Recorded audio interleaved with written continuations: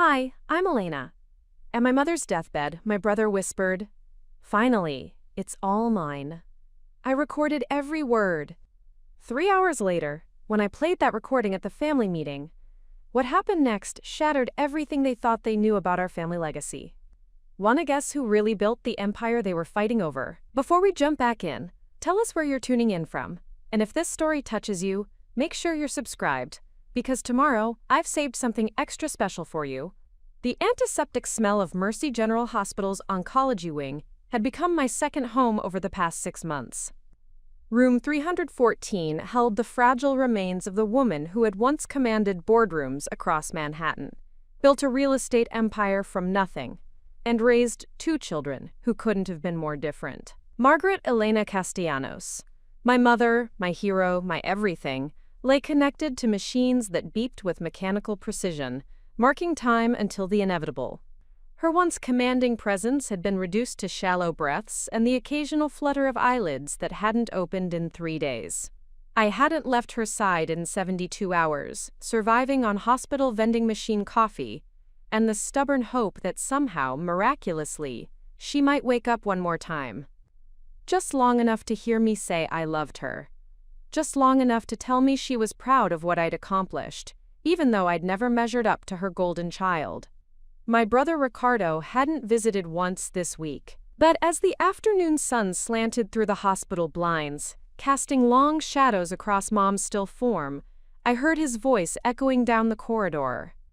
Ricardo Castellanos, successful lawyer, Mom's obvious favorite, heir apparent to everything she'd built, finally gracing us with his presence. He walked into the room like he owned it, which, I suppose, he soon would. Ricardo looked exactly like what Central Casting would order for successful Manhattan attorney. Armani suit that probably cost more than most people's monthly rent.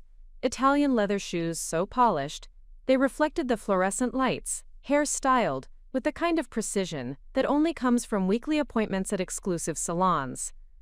He glanced at Mom's motionless form with the clinical detachment of someone reviewing a contract, then turned those calculating dark eyes toward me. "Elena," he said, not bothering to hide his irritation. "You look terrible. When's the last time you went home?" I didn't answer immediately. I was too busy studying his face, looking for any sign of grief, any hint that he was about to lose the person who had shaped both our lives. Nothing. Just the impatient expression of a man who had better places to be. "I've been here," I said quietly. "Someone should be with her." Ricardo adjusted his cufflinks, a nervous habit he'd developed in law school that always preceded something unpleasant. "The doctor said she's not going to wake up, Elena. Sitting here torturing yourself isn't going to change anything." "She's our mother, Ricardo." "She's dying," he corrected, his voice carrying that matter-of-fact coldness that had made him so effective in corporate litigation. "And frankly, I think it's time we discussed practical matters." I felt something cold settle in my stomach. Practical matters? The business, the properties, the foundation. Someone needs to take control before everything falls apart. Before I could respond, the machines around Mom's bed began beeping differently. Not the steady rhythm I'd grown accustomed to, but something more urgent, more final. A nurse appeared as if from nowhere, checking readings, adjusting settings, her practiced movements betraying nothing about what those numbers meant. Dr. Patricia Chen, Mom's oncologist, followed close behind. She'd been honest with us from the beginning. A refreshing change from the parade of specialists who'd spoken in euphemisms and false hope. "I'm sorry," Dr. Chen said softly, her eyes meeting mine first, then shifting to Ricardo. "Her vitals are declining rapidly. It's time." The next 20 minutes passed in a strange suspension of time. Dr. Chen explained what was happening in medical terms that somehow made the impossible feel real. Mom's breathing became more labored, then gradually shallower. The spaces between breaths grew longer. I held her hand. Those fingers that had once signed million-dollar contracts, now feeling fragile as bird bones. I whispered stories about my work at the community center, about the kids I was helping get into college, about how her scholarship program had changed dozens of lives. I told her about my relationship with David, the teacher she'd never quite approved of, because he didn't have ambition like Ricardo. I told her I loved her, even though she'd always loved him more. Ricardo stood by the window, checking his phone intermittently, occasionally glancing at his watch. When he did speak to Mom, it was about business, reassuring her that he'd take care of everything, that the family legacy would be preserved. Even dying, Mom was still just a business problem for him to solve. As the afternoon wore on, Mom's breathing became increasingly irregular. The nurse checked on us more frequently, her gentle professionalism a stark contrast to Ricardo's growing impatience. "How much longer?" he asked Dr. Chen during one of her visits. "It's difficult to say. Could be hours, could be longer.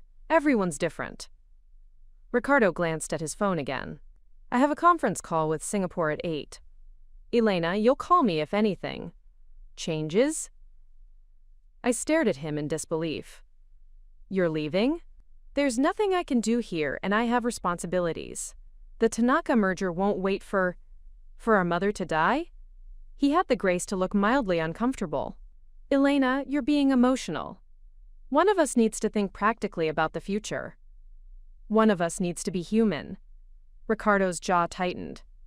"I'll be back in the morning. Call me if you need anything." He left without kissing Mom goodbye, without saying he loved her, without any acknowledgement that this was the last time he'd see the woman who had given him everything.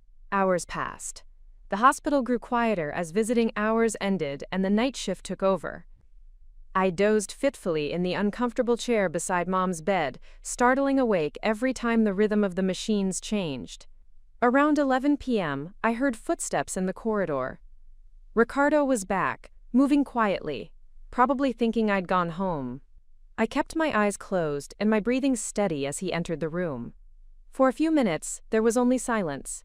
Then I heard him move closer to Mom's bed. "Well, Mom," he said quietly, his voice different from his usual commanding tone, softer but somehow more chilling. "I guess this is it." I remained perfectly still, some instinct telling me to listen rather than reveal I was awake. "I know you always wondered if I really cared about the business, about carrying on what you built," Ricardo continued, his voice barely above a whisper. "Truth is, I never gave a damn about your vision. All that community development, affordable housing, scholarship programs, bleeding heart nonsense that cost us millions in profits." My heart began beating faster, but I forced myself to remain motionless. "Elena always bought into your saint act, didn't she? Poor little Elena, trying so hard to make you proud with her social work and her do-gooder projects. She never understood that business is about winning, not helping." Ricardo's voice grew more confident, as if he was finally free to speak his truth. "But here's what's really funny, Mom. All these years, Elena thought she was the disappointment. She thought I was your golden child because I went to law school, because I brought in the big deals, because I looked good at your charity galas." He paused, and I heard him adjust something, probably straightening his tie, that unconscious gesture of his when he was about to deliver a crushing blow in court. "She never knew the truth, did she? She never knew that every single major deal, every acquisition, every brilliant legal strategy that built this empire, it was all her ideas." My blood turned to ice. Those development proposals she wrote in college, I presented them as my own in board meetings. That affordable housing model she designed for her master's thesis, that became the Castellanos Foundation's signature program. Even the Riverside project, our biggest success, that was her urban planning capstone project that I borrowed and claimed credit for. Ricardo's whisper became even quieter, more intimate, as if he was sharing a delicious secret. "The beautiful part is, she was so desperate for your approval that she never questioned why her ideas kept showing up in family business presentations. She thought it was coincidence. She thought great minds think alike." I felt sick. 28 years of feeling inadequate, of believing I wasn't smart enough or ambitious enough to contribute to the family business, of watching Ricardo receive credit and praise for innovations that had come from my own mind. "And now," Ricardo continued, his voice taking on a tone of quiet satisfaction, "finally, it's all mine. No more pretending to care about community impact. No more wasting money on scholarship kids who'll never amount to anything. No more Elena giving away our profits to feel good about herself. He was quiet for a moment, and I heard him move closer to Mom's bed. I'm going to sell it all, Mom. Every property, every program, every piece of your precious legacy. Turn it into liquid assets and invest in projects that actually make money. Real estate development for luxury markets, commercial properties, high-end residential. None of this affordable housing garbage. My hand slowly moved to my phone in my pocket. Without opening my eyes, I activated the voice recorder app, praying the microphone would pick up his words. Elena will try to fight me, of course. But she's not a beneficiary of the main estate. You made sure of that when you revised the will last year. Everything goes to me. The business, the properties, the foundation assets. She gets the house in Queens and a small trust fund. Enough to keep her busy with her little social work projects, but not enough to interfere with real business. Preparing and narrating this story took us a lot of time, so if you are enjoying it, subscribe to our channel. It means a lot to us. Now back to the story. Ricardo's voice grew more animated, as if he was warming to his theme. You know what the best part is? She still believes you loved us equally. She thinks you were just practical about putting me in charge, because I'm the lawyer. She has no idea that you always saw her as too soft, too idealistic to handle the family business. I bit my lip to keep from making any sound, tears streaming down my cheeks in the dark room. But I know the truth, Mom. I know you revised that will because you finally understood what I've been telling you for years. Elena doesn't have what it takes to preserve what you built. She'd give it all away to help people, and we'd be bankrupt within a decade.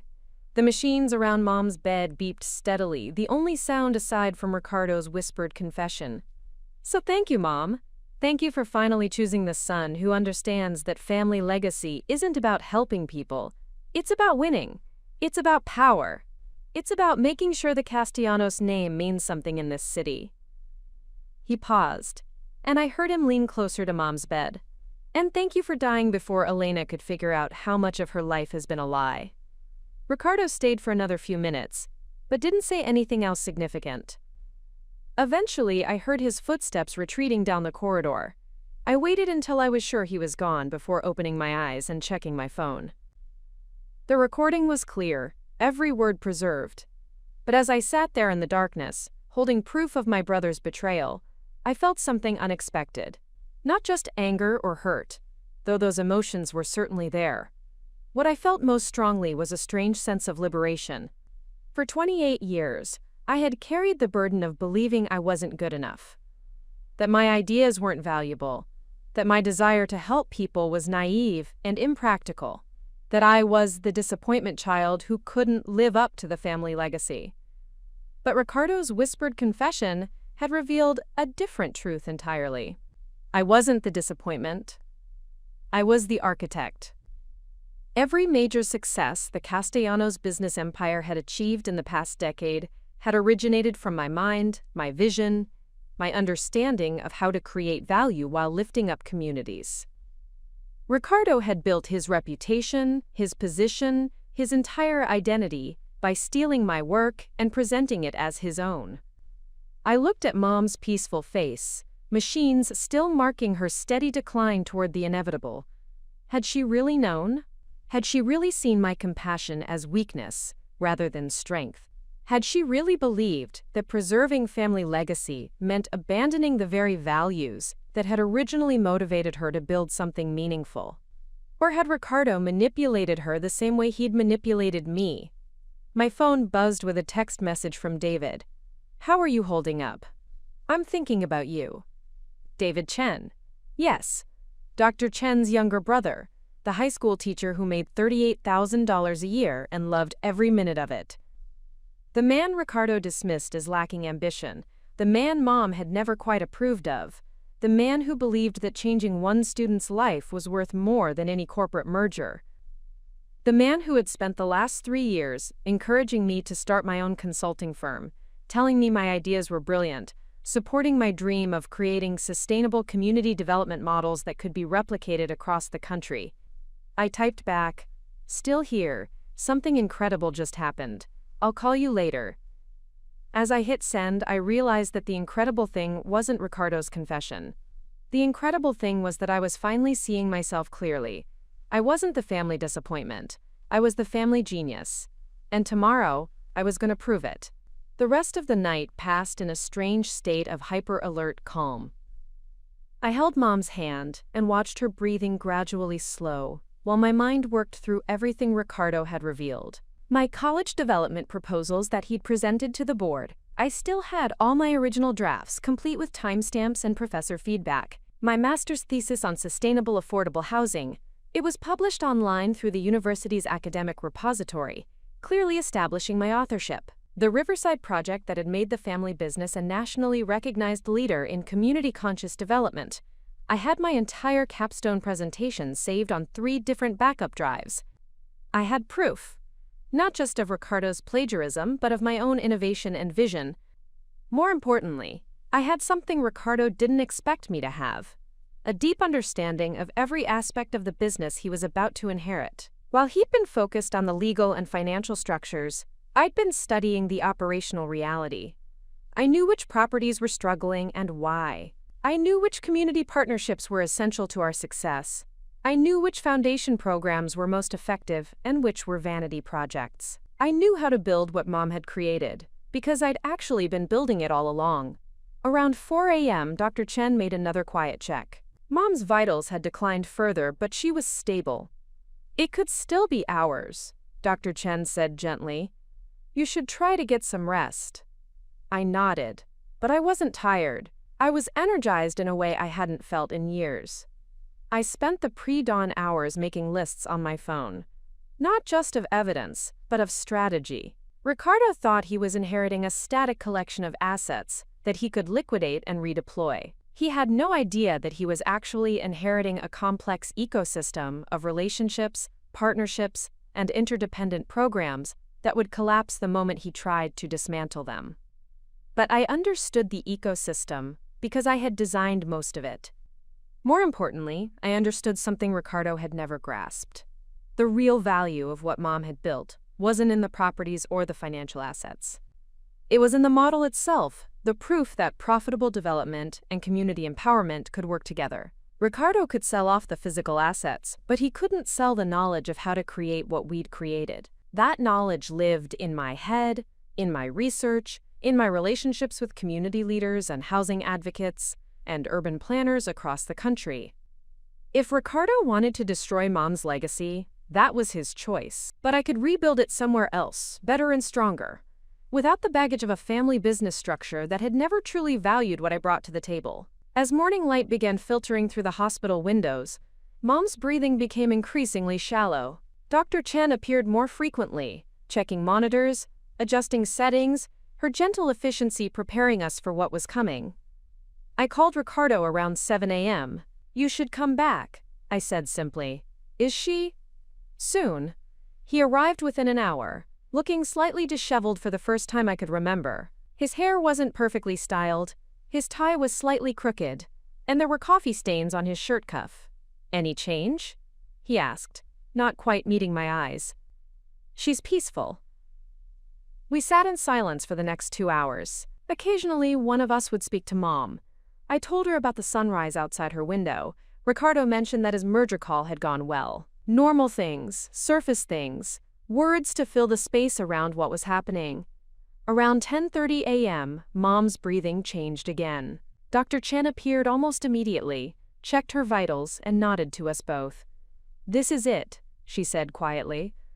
I held Mom's right hand, Ricardo held her left. For a few minutes, we were just 2 children saying goodbye to the woman who had defined our world. Whatever else had happened between us, whatever betrayals and manipulations had shaped our relationship, in that moment we were united in loss. Mom took her final breath at 10:47 a.m. on a Tuesday morning in October, with both her children beside her.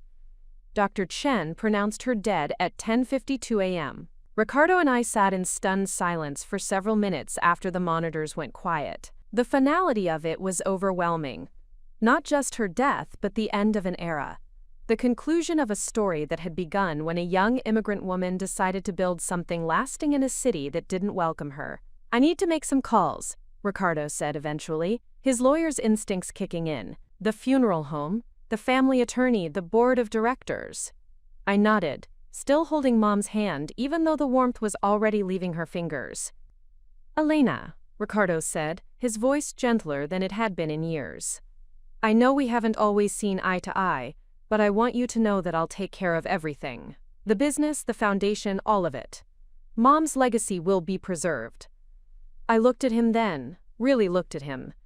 Did he actually believe what he was saying? Did he think his whispered confession in the dark hadn't revealed his true intentions? Or was this just another performance, another manipulation, another way of keeping me compliant while he dismantled everything Mom had built? "I know you will, Ricardo," I said quietly. "I'm sure you'll handle everything exactly the way you think is best." He seemed relieved by my response, probably interpreting it as acceptance of his leadership and deference to his judgment. If only he knew what I'd heard. If only he knew what I was planning. But he'd find out soon enough. 3 days later, we gathered in the conference room of Mom's attorney, Harrison and Associates, for the reading of the will. The mahogany table could seat 12, but only 5 of us were present. Ricardo and me, Mom's longtime attorney James Harrison, the Foundation's executive director Maria Santos, and David, who'd driven me there for moral support. Ricardo sat at the head of the table like he was already in charge, expensive briefcase open, legal pad covered with notes.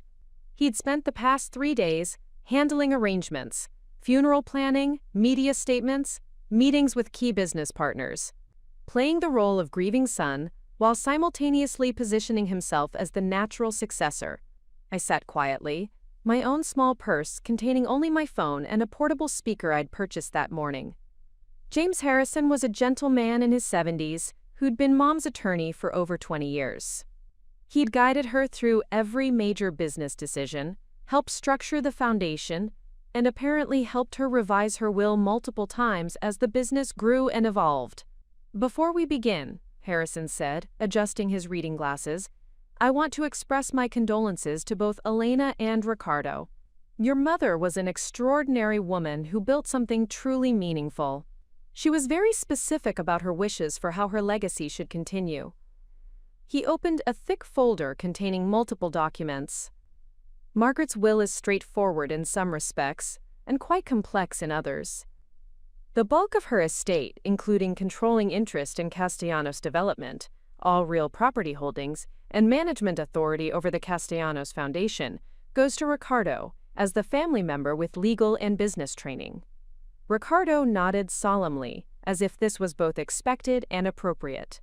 "However," Harrison continued, "Margaret was very concerned about ensuring that the Foundation's mission and the company's community-focused development model would be preserved. Therefore, the transfer of assets comes with specific conditions." Ricardo's confident expression flickered slightly. "Elena," Harrison said, turning to me, "your mother has left you the family home in Queens, a trust fund of $500,000, and something quite unique: veto power over any major changes to the Foundation's mission or the company's community development projects." I blinked in surprise. This wasn't what Ricardo had described in his whispered confession. "What exactly does that mean?" Ricardo asked, his lawyer's instincts suddenly alert. "It means," Harrison explained, "that while Ricardo has operational control and ownership of the assets, Elena has the legal authority to prevent any fundamental changes to how those assets are used. Specifically, she can block the sale of properties designated for affordable housing, the dissolution of community partnership programs, or the redirection of Foundation resources away from education and housing initiatives." The color drained from Ricardo's face. That's highly unusual," he said carefully. "It could create operational conflicts if Elena and I disagree about business strategy." "Your mother was aware of that possibility," Harrison replied. "She included a provision for resolving such conflicts. If Elena exercises her veto power on any major decision, the matter goes to binding arbitration, with a panel that includes community representatives, business experts, and Foundation board members." Ricardo's jaw tightened. "So Elena essentially has the power to block any changes she doesn't like, even if they're financially necessary?" "Only changes that fundamentally alter the mission and values your mother established," Harrison clarified. Day-to-day operations, normal business decisions, and reasonable adaptations to market conditions remain entirely under Ricardo's authority. I was still processing this unexpected development when Maria Santos spoke up. If I may, Maria said, her voice carrying the authority of someone who'd worked closely with Mom for 15 years. Margaret discussed this arrangement with me several times over the past year. She was very concerned about preserving the balance between profitability and community impact that had made Castellanos' development unique in the industry. Quote, Ricardo was clearly trying to recalibrate his entire strategy. Did my mother express any specific concerns about the business direction? Maria exchanged a glance with Harrison. She was worried that purely profit-driven decisions might undermine the community relationships and partnerships that had been essential to your success. She wanted to ensure that growth didn't come at the expense of the values that had built the company's reputation. Of course, Ricardo said smoothly, slipping back into his professional demeanor. That's always been our priority. Elena and I share the same commitment to Mom's vision. This was my moment. Actually, Ricardo, I said quietly, I'm not sure that's true. Everyone turned to look at me. I pulled out my phone and the small speaker, setting them on the mahogany table. There's something you all need to hear. The conference room fell silent as I connected my phone to the speaker. Ricardo's eyes narrowed as he realized what was happening, but it was too late to stop it. This is a recording from 3 nights ago, in Mom's hospital room, I said, my voice steady despite the adrenaline coursing through my system. Ricardo thought I was asleep. I pressed play. Ricardo's whispered voice filled the room, clear and unmistakable. All these years, Elena thought she was the disappointment. She thought I was your golden child. She never knew the truth, did she? She never knew that every single major deal, every acquisition, every brilliant legal strategy that built this empire, it was all her ideas. James Harrison's eyes widened. Maria Santos gasped audibly. David reached over and squeezed my hand. The recording continued, Ricardo's voice growing more confident as he detailed how he'd stolen my work, plagiarized my projects, and built his entire reputation on my uncredited innovations. Those development proposals she wrote in college, I presented them as my own in board meetings. That affordable housing model she designed for her master's thesis? That became the Castellanos Foundation's signature program. Ricardo had gone completely white, his hands clenched into fists on the conference table. The recording reached its most damning section. And now, finally, it's all mine. No more pretending to care about community impact. No more wasting money on scholarship kids who'll never amount to anything. I'm going to sell it all, Mom. Every property, every program, every piece of your precious legacy. When the recording ended, the silence in the room was deafening. James Harrison slowly removed his reading glasses and set them on the table. Ricardo, he said carefully, is this recording authentic? Ricardo's lawyer training kicked in. That could be anyone's voice. Audio can be manipulated. Even if it is me, it was a private moment of grief. People say things they don't mean when they're emotional. It's your voice, Ricardo, I said quietly. And we both know you meant every word. Maria Santos was staring at Ricardo like she'd never seen him before. Is it true? She asked. About Elena's work? About your plans for the foundation? This is ridiculous, Ricardo said, standing up abruptly. Elena is obviously trying to undermine my authority before I've even taken over.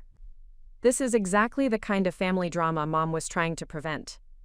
But James Harrison was studying Ricardo with the sharp attention of a man who'd spent 50 years reading people's character. Ricardo, I need to ask you directly. Do you have any intention of selling foundation assets or discontinuing community development programs? I have a fiduciary responsibility to maximize the value of the estate, Ricardo said carefully. If that means making strategic changes to improve profitability, then yes, I'll consider all options. That's not what Mom wanted, I said, my voice growing stronger. And it's not what the community needs. Elena, you're not qualified to make those decisions, Ricardo snapped, his professional facade finally cracking. You're a social worker with a master's degree in urban planning. I'm a corporate attorney with 15 years of experience in mergers and acquisitions. Mom left me in charge because she knew who was actually capable of running a business. No, Ricardo, I said, standing up to face him. Mom left you in charge because you convinced her that was the only option. But she also gave me veto power because somewhere, deep down, she knew you couldn't be trusted with her real legacy. I turned to address James Harrison and Maria Santos. The recording proves that Ricardo has been stealing my work for years, and that he plans to destroy everything Mom built. But more importantly, it proves that I'm not the family disappointment. I'm the family innovator. I pulled out a folder I'd prepared over the past 3 days. These are my original college proposals that Ricardo plagiarized. This is my master's thesis that became the Foundation's signature program. These are my capstone project materials that became the Riverside development. Everything that made this company successful came from my research, my vision, my understanding of how to create sustainable community development.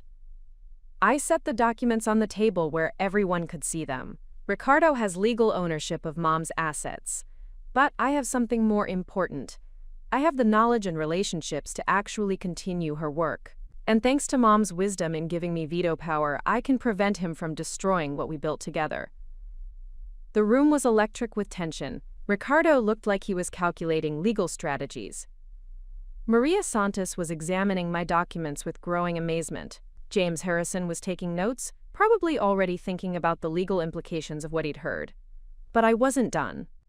There's one more thing, I said, my voice carrying a confidence I'd never felt before. I'm not just here to stop Ricardo from destroying Mom's legacy.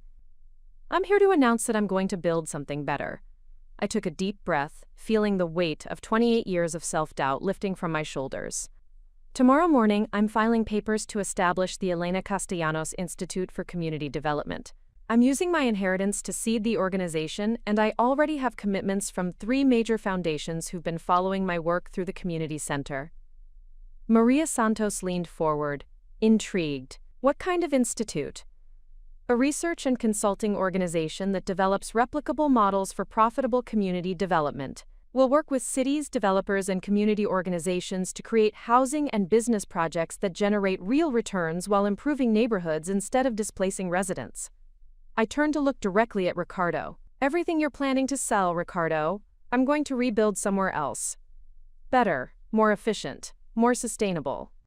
And I'm going to do it without stealing anyone else's work. Ricardo's voice was tight with barely controlled anger. Elena, you're being naive. You can't run a development company with good intentions and social work experience. You're right, I said. I can't run a development company the way you would, by cutting costs, maximizing profits, and ignoring community impact. But I can run it the way Mom did originally, before you convinced her that profit and purpose couldn't coexist. I looked around the room at faces that were seeing me clearly for the first time. I'm going to prove that the family disappointment was actually the family visionary. I'm going to show that stolen credit doesn't create lasting success. And I'm going to build a legacy that actually honors what Mom believed in, not what Ricardo thinks will make the most money. James Harrison spoke carefully. Elena, this is a major undertaking.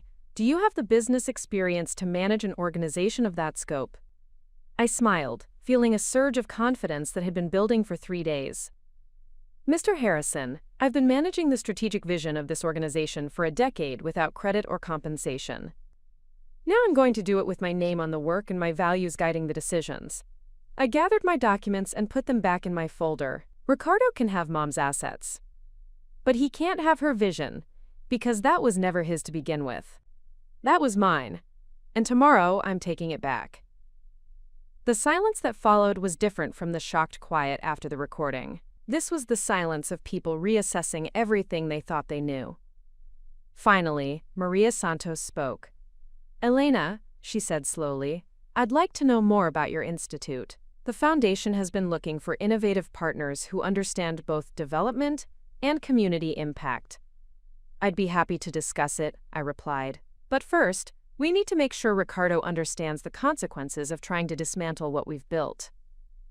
I turned back to my brother, who was staring at me like I'd grown a second head. You can fight me on every decision, Ricardo.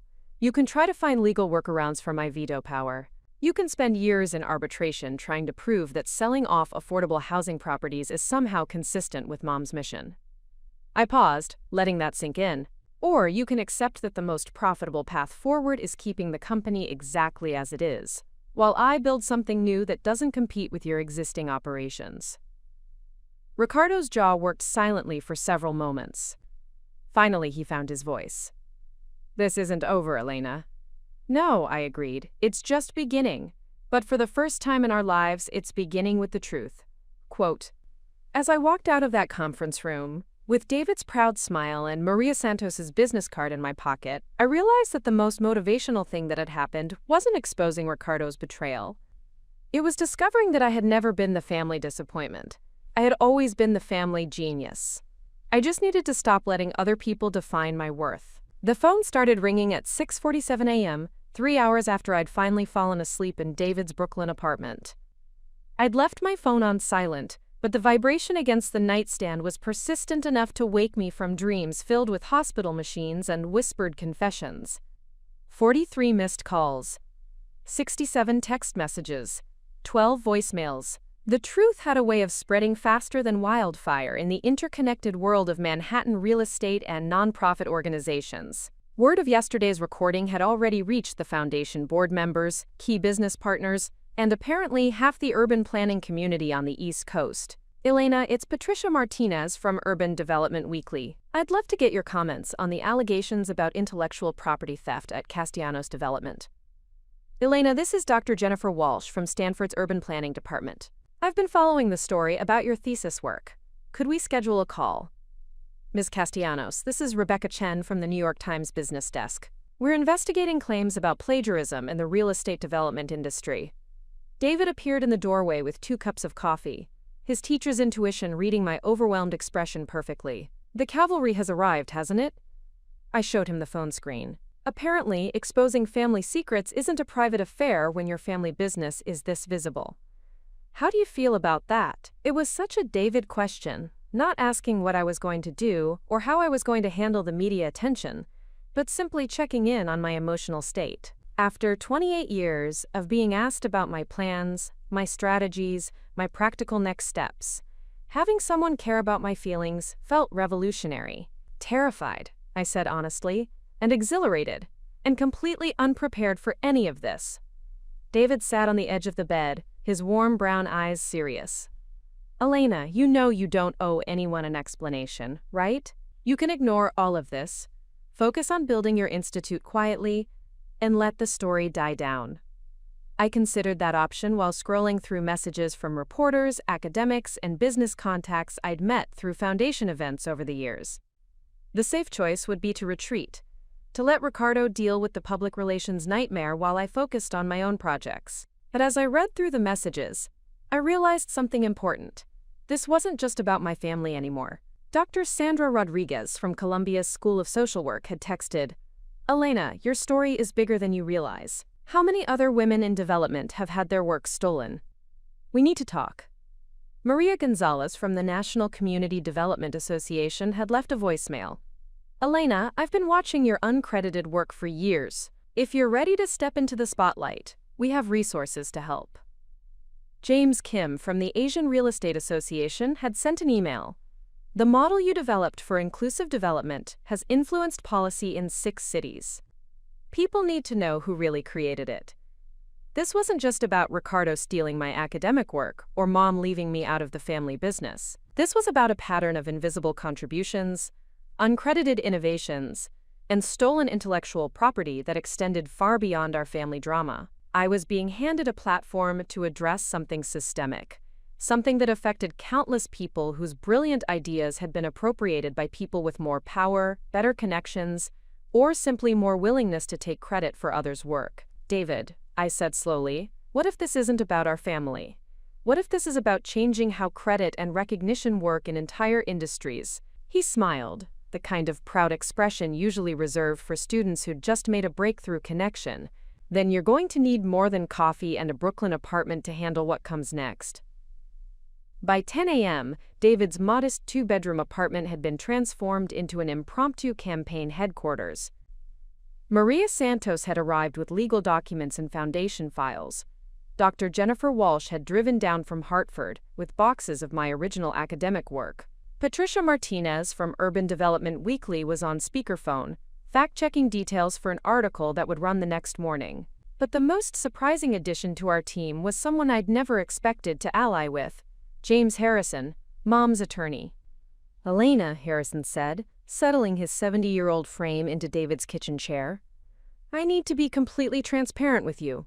I've been your mother's legal counsel for 20 years and I failed her." I looked up from the pile of patent applications I'd been reviewing. "What do you mean?" "I knew," he said simply. "Not the specifics, not the extent of it, but I knew that the strategic brilliance behind Castellanos Development's most successful projects wasn't coming from Ricardo." The room went quiet. Maria Santos paused in her phone conversation with a foundation board member. Dr. Walsh stopped sorting through academic papers. "Your mother would bring project proposals to our meetings. Detailed, innovative, perfectly researched development plans. When I'd ask where the ideas originated, she'd get vague. Family brainstorming, she'd say. Collaborative process. But the writing style, the analytical approach, the specific focus on community engagement, it was completely different from Ricardo's legal briefs and business presentations."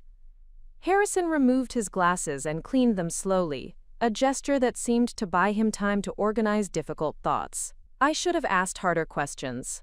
Should have insisted on clearer attribution. But your mother was my client, and if she wanted to present family collaboration as a unified front, I told myself that wasn't my business to question." "Why are you telling me this now?" I asked.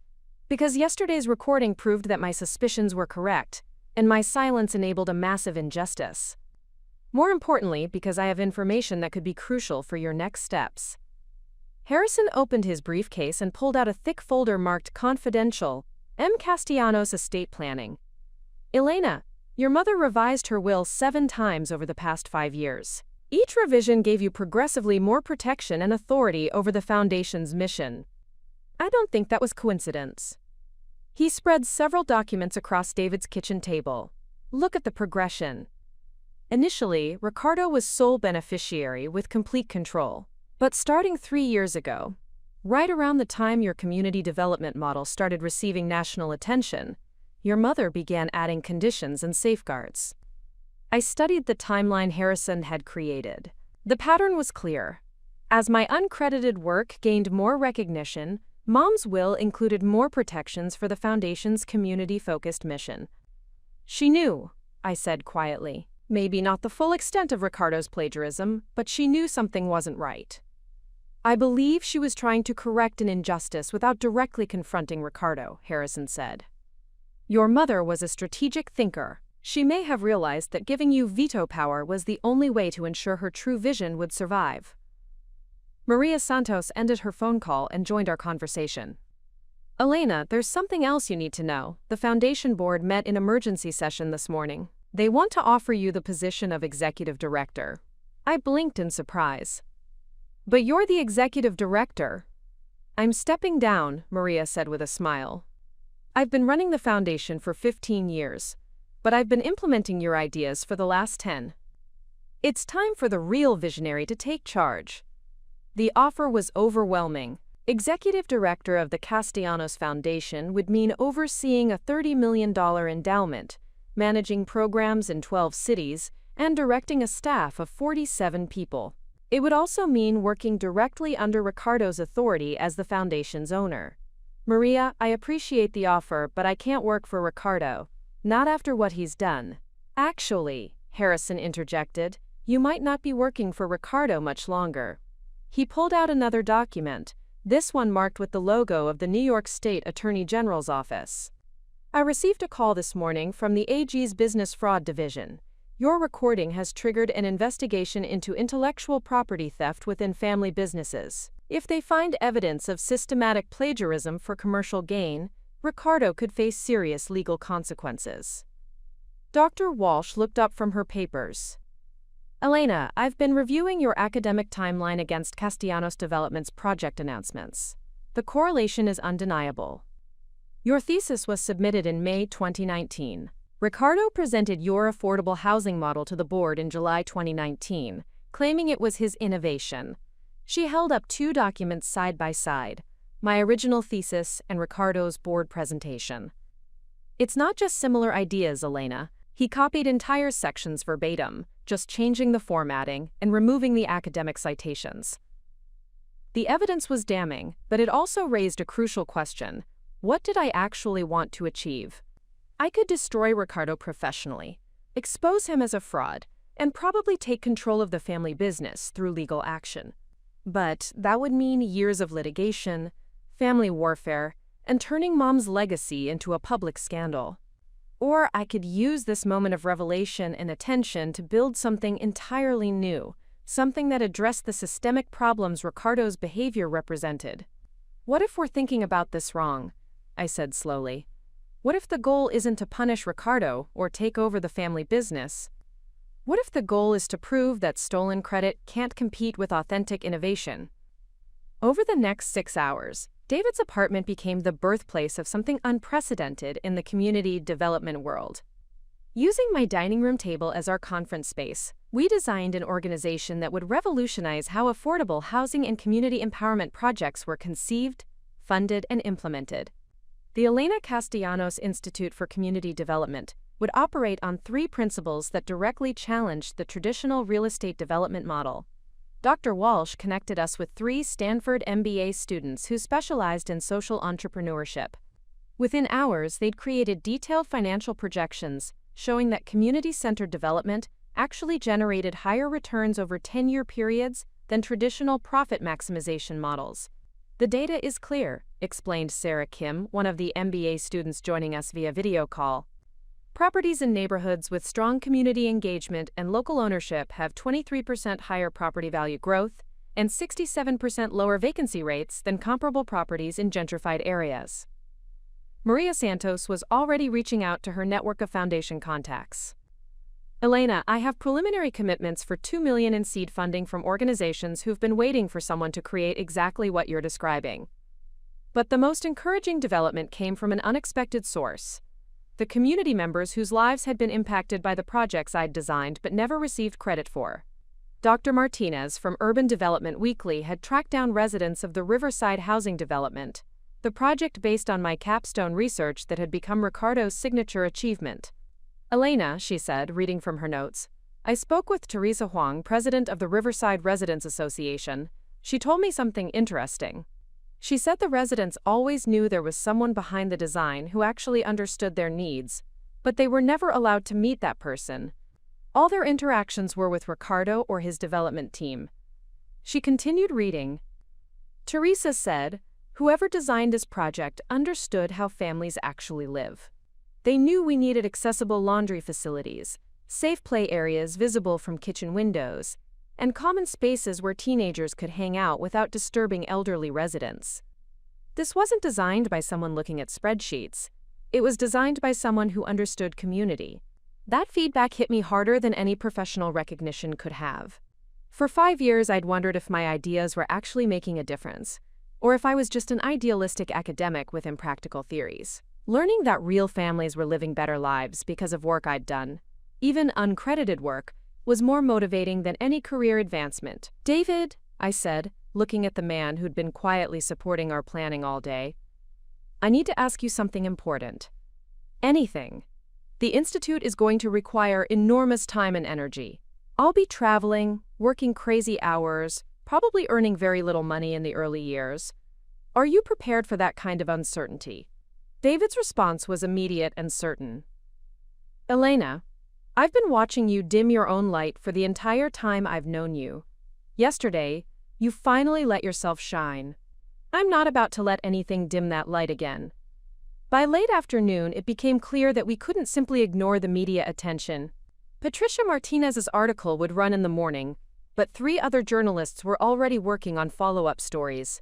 More importantly, the National Public Radio's All Things Considered had called requesting an interview about intellectual property theft in family businesses.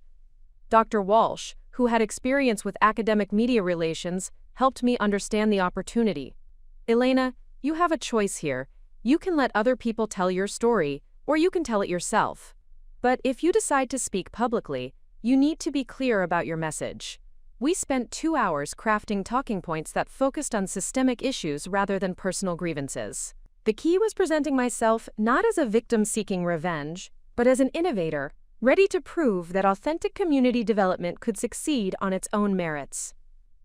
Remember, Dr. Walsh coached me, the story isn't that your brother stole your work. The story is that you're building something better than what was stolen. At 5 p.m., I did my first radio interview from David's living room, speaking to a national audience about intellectual property, family businesses, and the future of community development. The interviewer, Robert Chen, apparently David's family was everywhere in academia and media, asked the question I'd been preparing for. Elena, some might say you're trying to destroy your family's business out of spite. How do you respond to that? Robert, I said, feeling surprisingly calm, I'm not trying to destroy anything.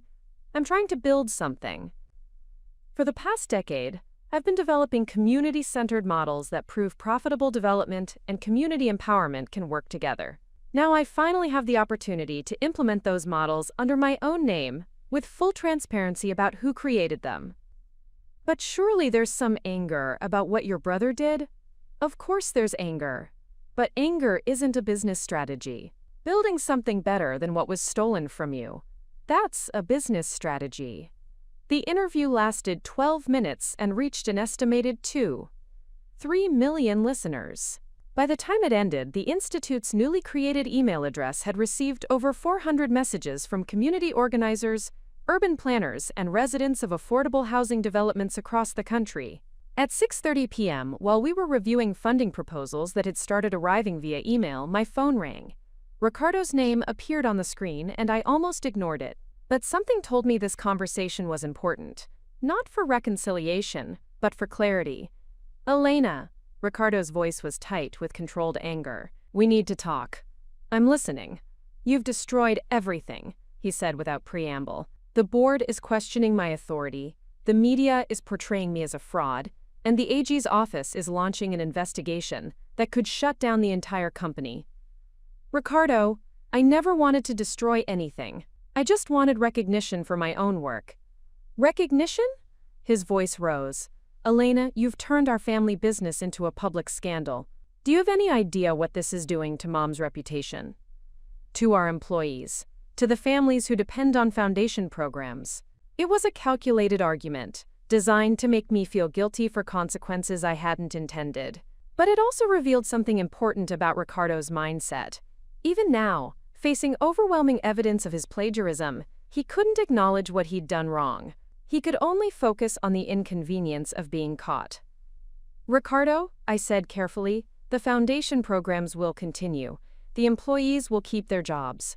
Mom's reputation for caring about community development will be enhanced, not damaged, when people learn that her innovative projects came from someone who actually understood community needs. You're being naive, Elena. Business doesn't work the way you think it does. Good intentions don't pay salaries or maintain properties or fund scholarships. You're right, I said. Good intentions alone don't accomplish anything. But good intentions combined with innovative thinking, community partnerships, and sustainable financial models. That combination can change everything. There was a long pause before Ricardo spoke again. Elena, I'm willing to make this right. We can restructure the company to give you official credit for your contributions. We can create a co-leadership model where you handle community relations and I handle business operations. We can even establish a profit-sharing arrangement that compensates you for past work. It was an offer I might have accepted a week earlier. Partnership with recognition, financial compensation, the chance to work within an established organization with significant resources. But I'd spent the day surrounded by people who believed in building something new rather than fixing something broken. I'd heard from community members whose lives had been improved by my work. I'd seen funding proposals from organizations ready to support authentic innovation. Most importantly, I'd remembered who I was when I wasn't trying to earn approval from people who would never see my full value. Ricardo, I said gently, thank you for the offer, but I'm not interested in being your partner. I'm interested in being your competition. The silence that followed was so long I thought the call had disconnected. Elena, Ricardo finally said, his voice carrying a note I'd never heard before, respect mixed with wariness. "You have no idea what you're getting into." "You're probably right," I agreed, "but I'm about to find out."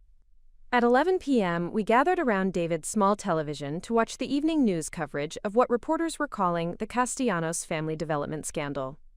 The lead story featured footage of the foundation's headquarters, interviews with community development experts, and a brief statement from Ricardo denying all allegations. But the most powerful segment was an interview with Teresa Huang from the Riverside development, speaking directly to the camera about how the design of her housing complex had changed her family's life. "Whoever created this place understood that affordable housing doesn't have to mean institutional housing," Teresa said, standing in the community garden that had been a central feature of my original design. "My kids can play safely while I cook dinner. My elderly mother can sit outside without feeling isolated. This feels like a neighborhood, not a housing project." The reporter asked Teresa if she'd ever met the person who designed her community. "No," Teresa said. "We always asked, but we were told the design was a, quote, collaborative effort by the development team. But now we know there was one person whose vision made this possible. We'd love to meet her and thank her." Watching that interview, seeing the tangible impact of work I'd done but never been credited for, I felt something shift inside me. This wasn't about family drama or stolen recognition anymore. This was about proving that when you design communities with love, instead of just profit, you create places where people can build meaningful lives.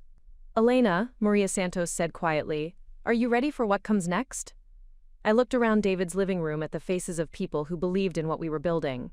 Dr. Walsh, who'd driven 3 hours to support a former student. Maria Santos, who was risking her career to support authentic community development. David, who was prepared to navigate uncertainty because he believed in my vision.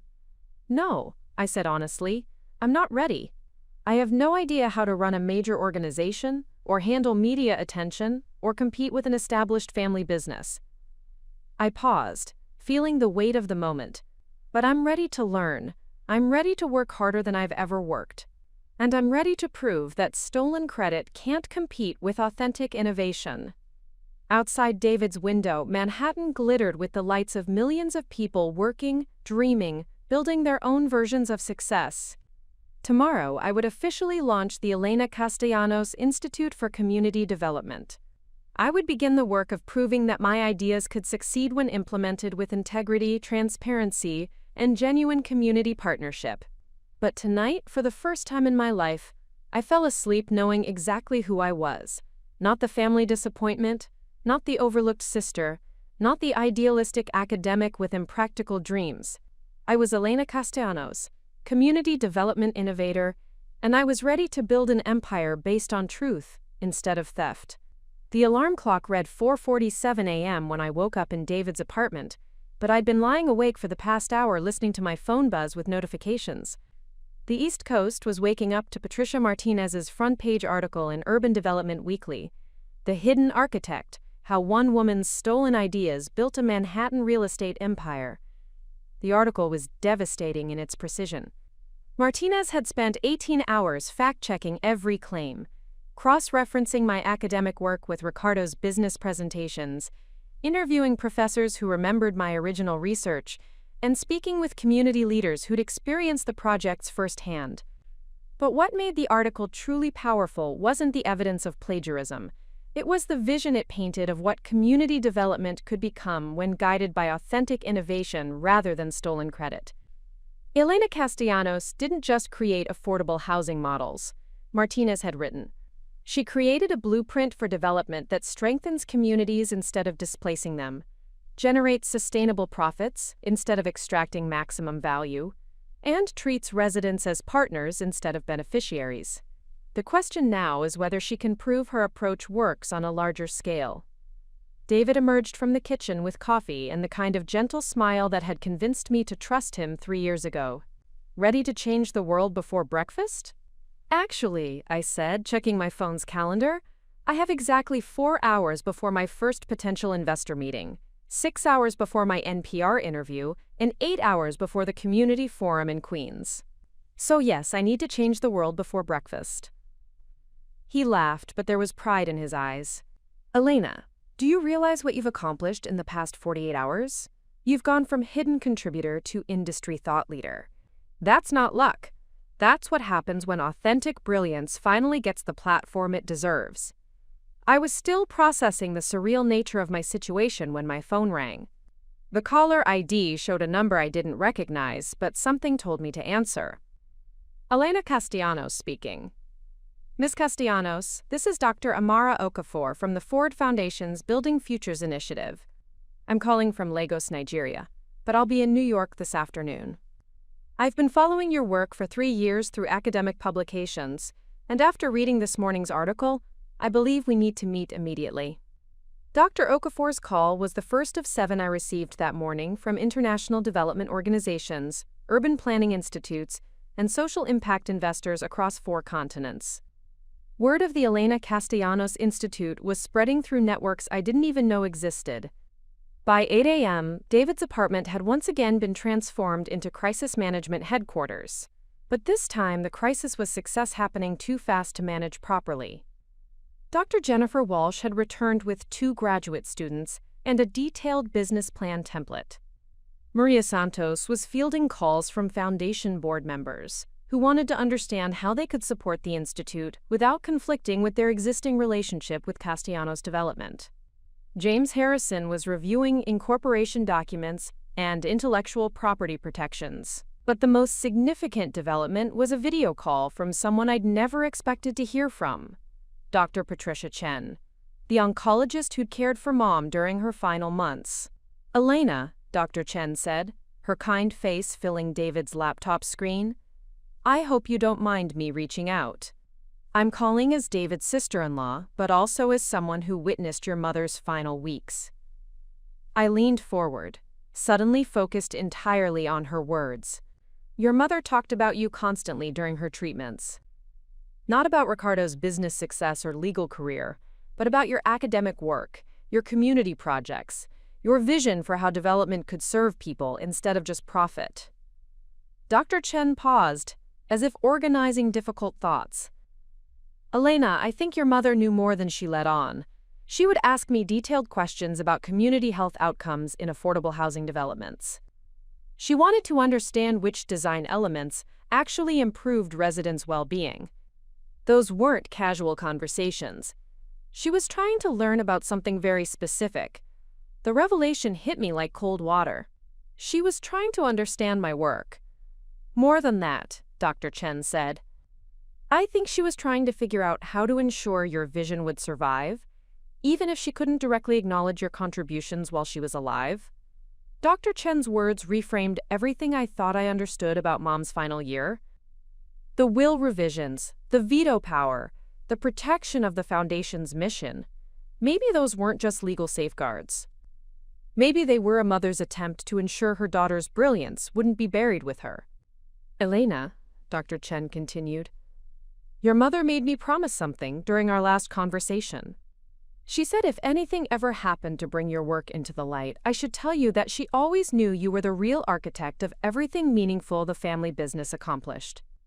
At 9 a.m. sharp, I walked into the Manhattan offices of Regenerative Capital Partners, a social impact investment firm that specialized in community development projects. I'd never pitched to professional investors before, but I'd spent the morning rehearsing with Dr. Walsh and reviewing financial projections created by the Stanford MBA students. The conference room overlooked Central Park, and the morning light streaming through floor-to-ceiling windows felt like a metaphor for visibility I'd never experienced before. Seated around the mahogany table were 4 people who would determine whether the Elena Castellanos Institute would launch with serious funding or struggle to get off the ground. Sarah Kim, the lead partner, was a Harvard MBA who'd spent 15 years in traditional real estate before transitioning to social impact investing. Michael Torres specialized in urban development projects. Jennifer Wu focused on organizations led by women and people of color. Dr. Robert Chang was their academic advisor, a professor emeritus from Columbia's School of Urban Planning. Elena, Sarah began, we've reviewed your academic work, studied the projects attributed to your brother, and analyzed the financial performance of community-centered developments compared to traditional affordable housing. Your model is impressive, but we need to understand something crucial. She leaned forward, her expression serious but not unsympathetic. Can you prove that your approach works when you're the one implementing it, not just designing it? Academic brilliance doesn't always translate to operational success. It was the question I'd been preparing for since deciding to launch the Institute. Ricardo had always dismissed me as an impractical idealist, someone whose theories couldn't survive contact with real-world constraints. Now I had to prove that stolen credit hadn't been the only thing standing between my ideas and successful implementation. "Sarah," I said, opening my laptop and connecting to the room's projection system, "I'd like to show you something that hasn't been made public yet." The screen filled with a detailed case study I'd been developing for the past 6 months. The Bronx Community Garden Project, a small-scale development I'd been quietly consulting on through the community center where I worked. This is a 40-unit affordable housing development in the South Bronx, completed 8 months ago. I provided design consultation pro bono, working directly with residents to create a model that addressed their specific needs. I clicked through slides showing before and after photos, resident satisfaction surveys, and financial performance data. Traditional affordable housing in this neighborhood has a 34% annual turnover rate and requires an average of $8,400 per unit in annual maintenance costs. Our community-designed project has a 7% turnover rate and maintenance costs of $3,200 per unit. Michael Torres leaned forward, studying the numbers. What accounts for the difference? Community ownership of the design process, I explained. When residents help create their living environment, they maintain it better. When the design actually serves their daily needs, they stay longer. When people feel valued as partners instead of just beneficiaries, they invest in the project's success. I clicked to the next slide, showing financial projections. But here's the key finding. Lower turnover and maintenance costs mean that community-centered affordable housing is actually more profitable for developers over 5-year periods than traditional models. We're not asking investors to sacrifice returns for social impact. We're proving that social impact generates better returns. Jennifer Wu had been taking notes throughout my presentation. "Elena, this data is compelling, but it's one small project. How do you scale this approach to the institutional level?" I'd been hoping for this question. That's where the Elena Castellanos Institute becomes essential. We're not just a consulting firm. We're a research and training organization that can teach developers, community organizations, and residents how to collaborate effectively. I clicked to my final slide, showing the Institute's 3-year plan. Year 1. Work with 5 communities to develop replicable models for different urban contexts. Year 2. Train 50 community organizations and 20 developers in collaborative design processes. Year 3. Establish the Institute as the National Center for Community-Centered Development, working with cities and federal agencies to make this approach standard practice. Dr. Chang had been quiet throughout the presentation, but now he spoke up. "Elena, I've been studying community development for 30 years. Your academic work influenced policy recommendations I made to HUD in 2019. But I need to ask, why now? Why are you ready to step into leadership when you've been working behind the scenes for so long?" The question went to the heart of my personal transformation. 6 days ago, I'd been the overlooked sister trying to earn approval from a family that would never see my value. Today, I was sitting in a Manhattan investment office, pitching a vision that could reshape how America approached affordable housing. "Dr. Chang," I said, "I spent 10 years trying to change the system from within, contributing ideas that other people presented and implemented. That approach preserved my comfort but limited my impact." I paused, thinking about Mom's hospital room and Ricardo's whispered confession. "I've learned that hiding your brilliance to avoid conflict doesn't protect anyone. It just ensures that inferior approaches get more resources than innovative ones. I'm ready to step into leadership because communities deserve better than development models designed by people who've never lived in the neighborhoods they're building." That afternoon, I stood in the basement of St. Catherine's Community Center in Elmhurst, Queens, facing 67 residents of affordable housing developments throughout New York City. These were the people whose lives would be most directly affected by the Institute's work, and their approval mattered more than any investor's funding. The room was filled with the kind of diversity that exists in truly integrated communities. Elderly Dominican women sitting next to young Black fathers, Recent Asian immigrants comparing notes with Polish families who'd lived in Queens for 3 generations. What united them wasn't ethnicity or language. It was the shared experience of living in housing designed by people who'd never asked what they actually needed.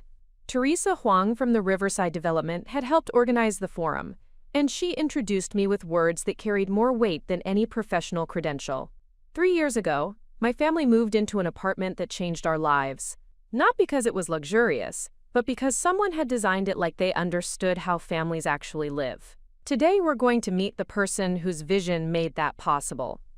I stood at the front of the room, acutely aware that this was the first time I'd spoken publicly to the communities my work was designed to serve. For a decade, I'd been designing for people I'd never met, creating solutions for problems I'd studied but never experienced firsthand.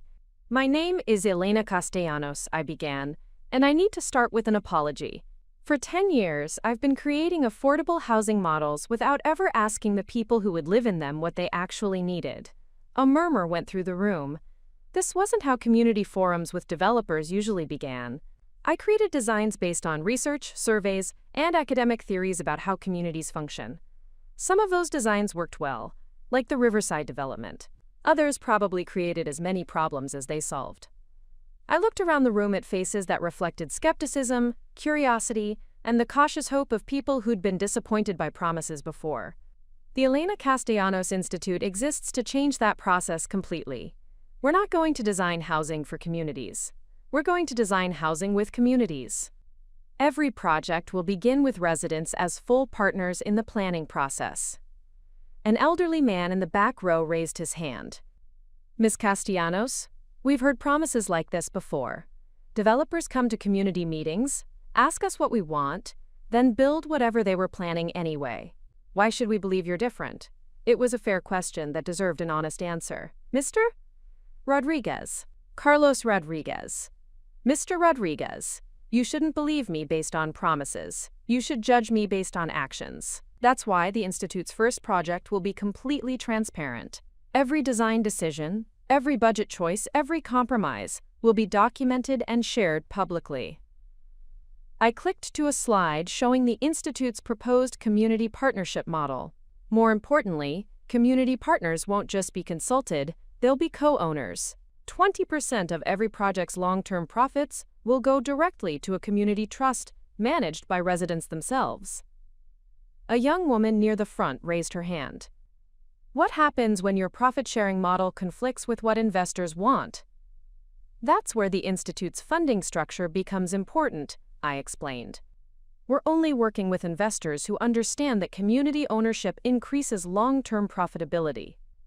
If an investor isn't willing to share profits with residents, they're not the right partner for this approach. For the next hour, I answered questions about everything from construction timelines to maintenance policies to conflict resolution procedures. But the most important conversation happened after the formal presentation ended, when small groups of residents approached me with specific concerns about their current housing situations. Maria Santos, a single mother from the Bronx, described how her apartment's kitchen design made it impossible to supervise her children while cooking dinner. James Kim, an elderly Korean War veteran, explained how the lack of accessible outdoor space isolated him from his community. Dr. Aisha Patel, a medical resident, talked about how noise issues prevented her from studying at home. Each conversation reinforced something I'd suspected but never proven. The problems in affordable housing weren't primarily about funding or construction quality. They were about design decisions made by people who didn't understand how families actually lived. Elena, Teresa Huang said as the forum was winding down, I have a question that's not about housing design. What is it? Your brother's company built my development, but you're the one who's here talking to us. Where is he? The question was asked without malice, but it highlighted something crucial about the difference between my approach and Ricardo's. He managed developments as financial assets. I saw them as communities where real people built their lives. Teresa, I said, Ricardo focuses on the business side of development. He's very good at legal structures and financial management. But community engagement isn't his strength. And it's yours? I looked around the room at faces that had been skeptical an hour earlier but now reflected genuine engagement and tentative trust. I'm learning, I said honestly, but I'm committed to learning from the people who'll be most affected by what we build. By 8 p.m., I was back in David's apartment, exhausted but exhilarated. The investor meeting had ended with a provisional commitment for $1, $2 million in seed funding, contingent on successful completion of a pilot project. The community forum had resulted in 23 residents volunteering to serve as advisors for the Institute's first development. But the most significant development of the day came in an unexpected phone call from James Harrison. "Elena," the attorney said, his voice carrying an excitement I'd never heard before, "I've been reviewing your mother's personal papers, and I found something remarkable." "What kind of something?" "A letter addressed to you, sealed and marked, to be opened only if Elena's work becomes publicly recognized. It was filed with her legal documents but separate from the will." My heart raced. "Can you read it to me?" "I think you should see it in person." "Are you available this evening?" An hour later, David and I sat in Harrison's law office, while he carefully opened an envelope marked with Mom's distinctive handwriting. Inside was a single sheet of her personal stationery, dated just 3 months before her death. Harrison handed me the letter, and I read it aloud. "My dearest Elena, if you are reading this, it means your work has finally received the recognition it deserved. I am writing this during my cancer treatment, when I have time to think clearly about the legacy I want to leave. I have watched you create brilliant solutions to problems that have challenged our industry for decades. I have seen Ricardo present your ideas as his own, and I have failed to correct this injustice. This failure is the greatest regret of my life. I could not confront Ricardo directly without destroying our family, but I could ensure that your vision would survive and flourish. The conditions in my will are not just legal protections. They are my attempt to give you the power to build something true. You have always believed that I favored Ricardo because he understood business while you were just focused on helping people. But Elena, helping people is the business. Profit without purpose is just extraction. Success without service is just selfishness. Your brother knows how to make money from buildings. You know how to make buildings that change lives. Only one of those skills creates lasting value. Build something beautiful, my daughter. Build something that proves love is more powerful than greed. All my love and faith in your future, Mom." I read the letter twice before the words fully registered. Mom had known.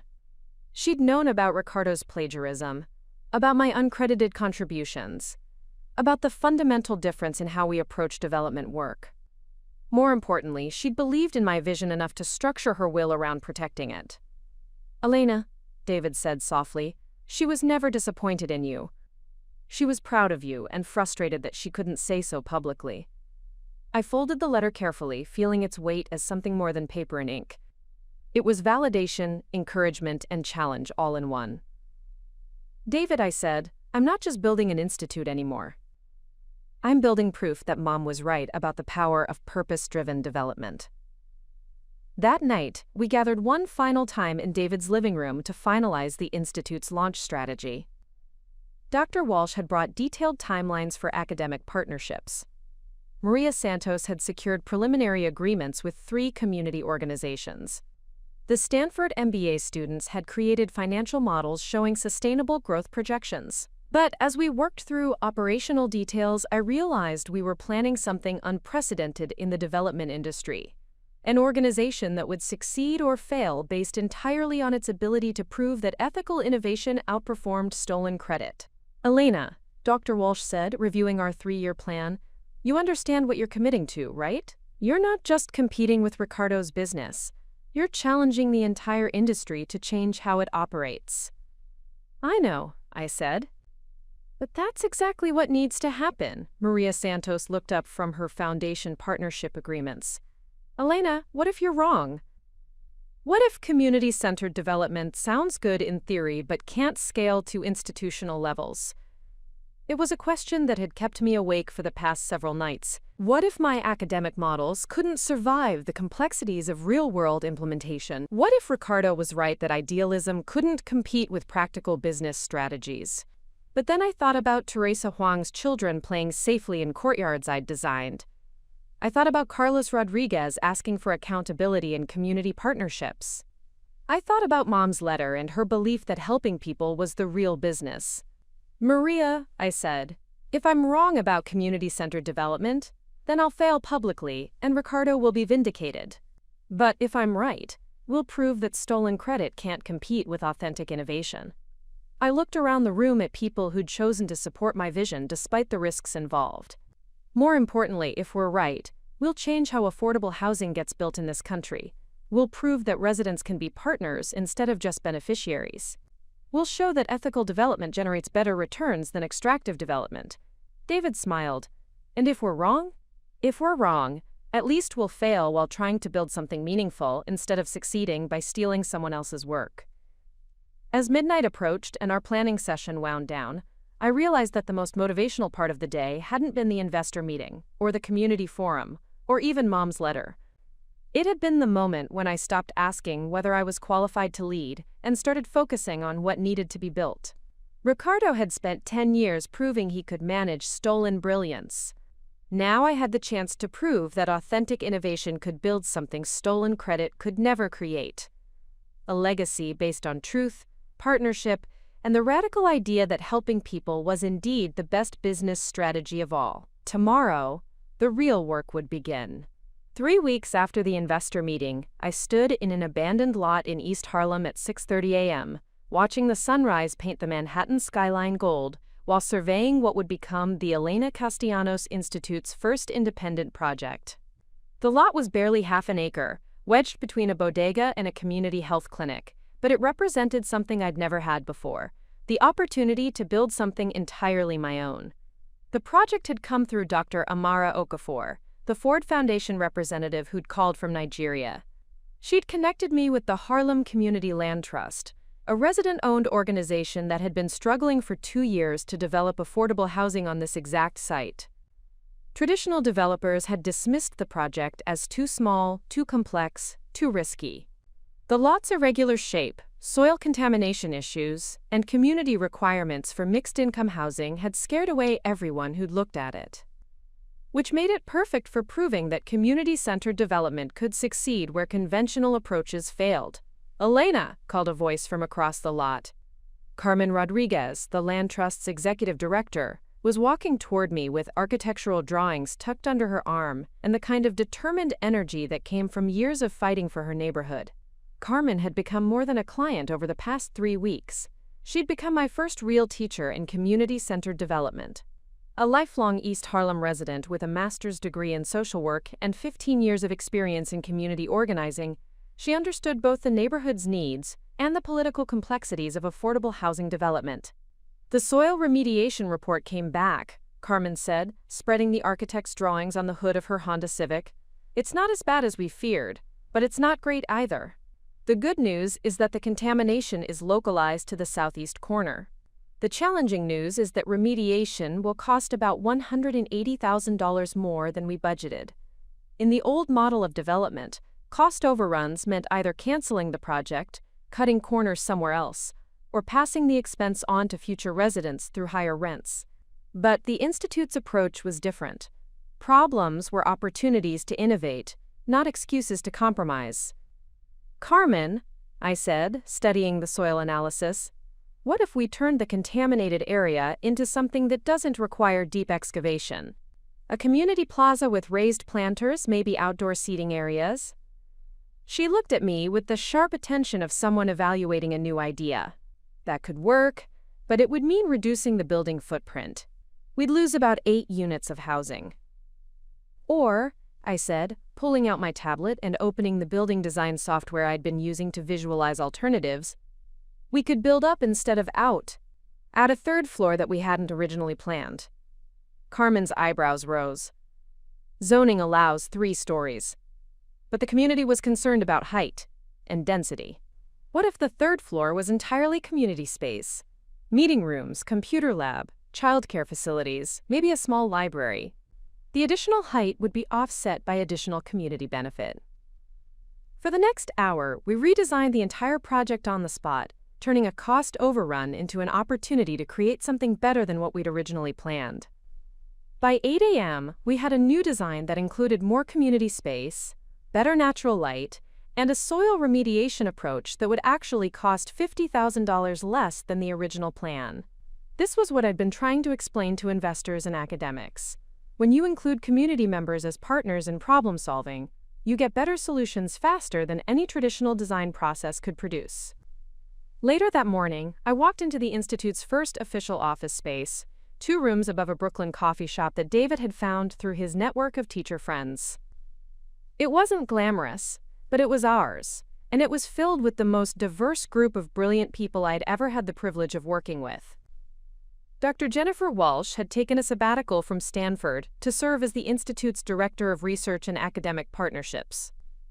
Maria Santos had officially resigned from the Castellanos Foundation to become our Director of Community Relations, bringing with her a Rolodex of nonprofit contacts and 15 years of experience in foundation management. The newest addition to our team was someone I'd never expected to recruit, Dr. Michael Chen, David's cousin and a structural engineer who'd spent the past decade working for major Manhattan development firms.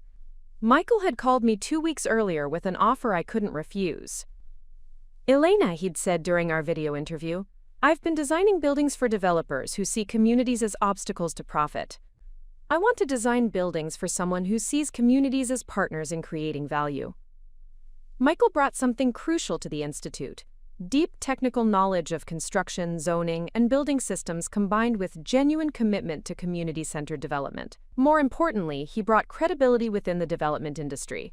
When a structural engineer left a prestigious firm to join a nonprofit startup, people paid attention.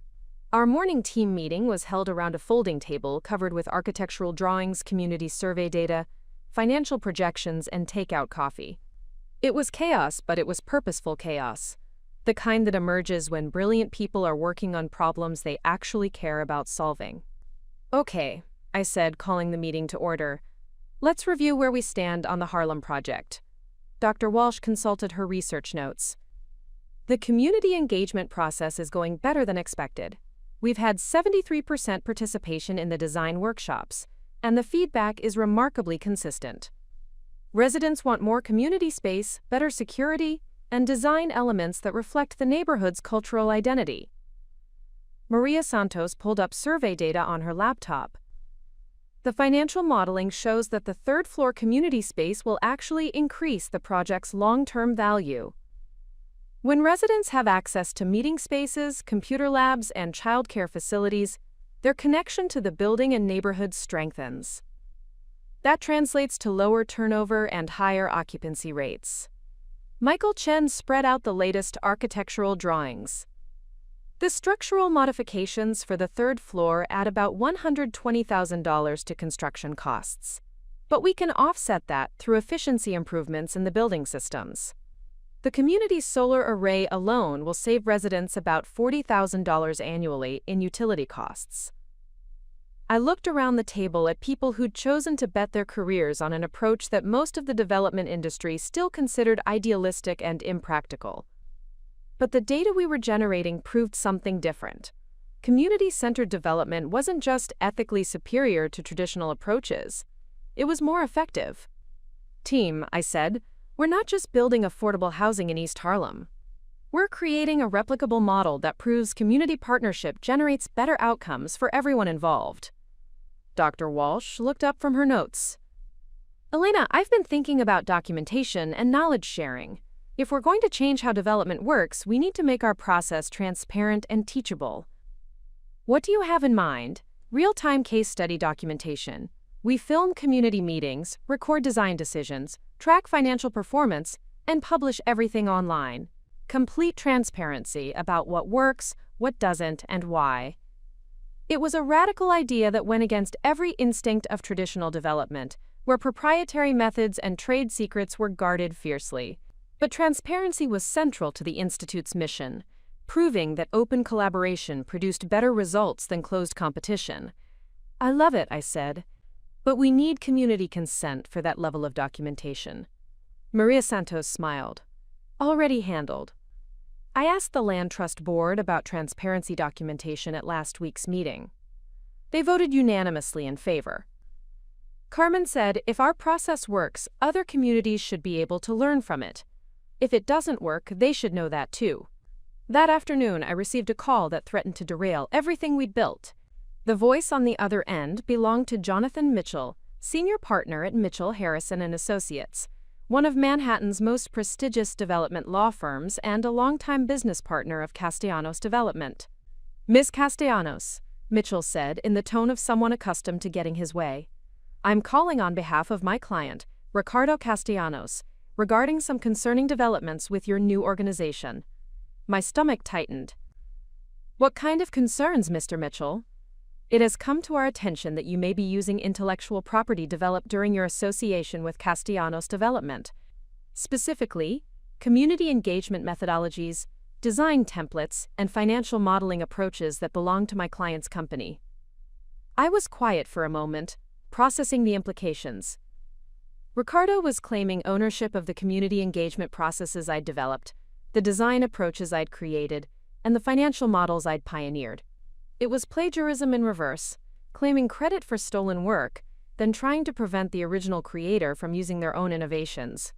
"Mr. Mitchell," I said carefully, "I need to understand what specific intellectual property you're claiming belongs to Castellanos Development."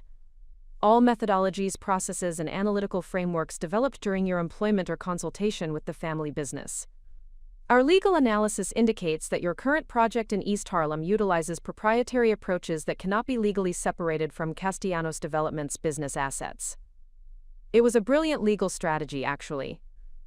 Ricardo couldn't deny that I'd created the innovative approaches that made Castellanos Development successful, but he could claim ownership of those approaches and prevent me from using them independently.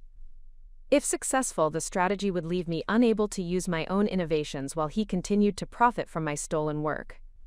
"Mr. Mitchell, I assume you have documentation supporting these intellectual property claims?" "Of course. Employment agreements, consulting contracts, and development of proprietary methodologies during your association with the company." "I see.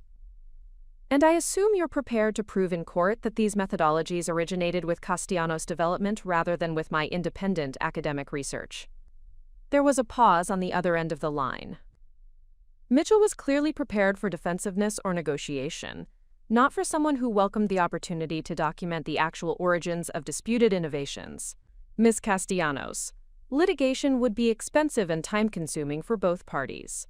My client is prepared to offer a reasonable licensing agreement that would allow you to use these methodologies in exchange for appropriate compensation and acknowledgement." I almost laughed. Ricardo wanted me to pay him for the right to use my own innovations. "Mr. Mitchell, please inform your client that I decline his generous offer. If Ricardo believes he owns the intellectual property I developed through my academic research and community engagement, he's welcome to prove that claim in court." "Ms. Castellanos, I strongly advise you to reconsider. Intellectual property litigation can be ruinous for small organizations, even when they ultimately prevail." "Mr. Mitchell," I said, my voice growing stronger, "please tell Ricardo that I have 37 years of documented evidence showing the development of my community engagement methodologies, from undergraduate coursework, through doctoral research, through independent consulting. If he wants to claim ownership of my life's work, he's welcome to try." I ended the call and immediately contacted James Harrison, Mom's attorney who'd been helping with the Institute's legal structure. Within an hour, he was in our Brooklyn office reviewing the intellectual property threats and developing our response strategy. "Elena," Harrison said after reviewing Mitchell's letter, "this is actually good news." "How is threatening to sue us good news?" "Because Ricardo is forced to claim ownership of your innovations in public. When we prove in court that these methodologies originated with your academic work, we won't just be defending the Institute. We'll be establishing definitive legal precedent about who created what." Dr. Walsh looked up from her laptop, where she'd been researching intellectual property law. "Elena, I've been reviewing your academic publication history. You have a stronger documentation trail than most professors. Every major innovation Ricardo is claiming can be traced to specific courses, research projects, or published papers with clear timestamps. But the most encouraging response came from an unexpected source.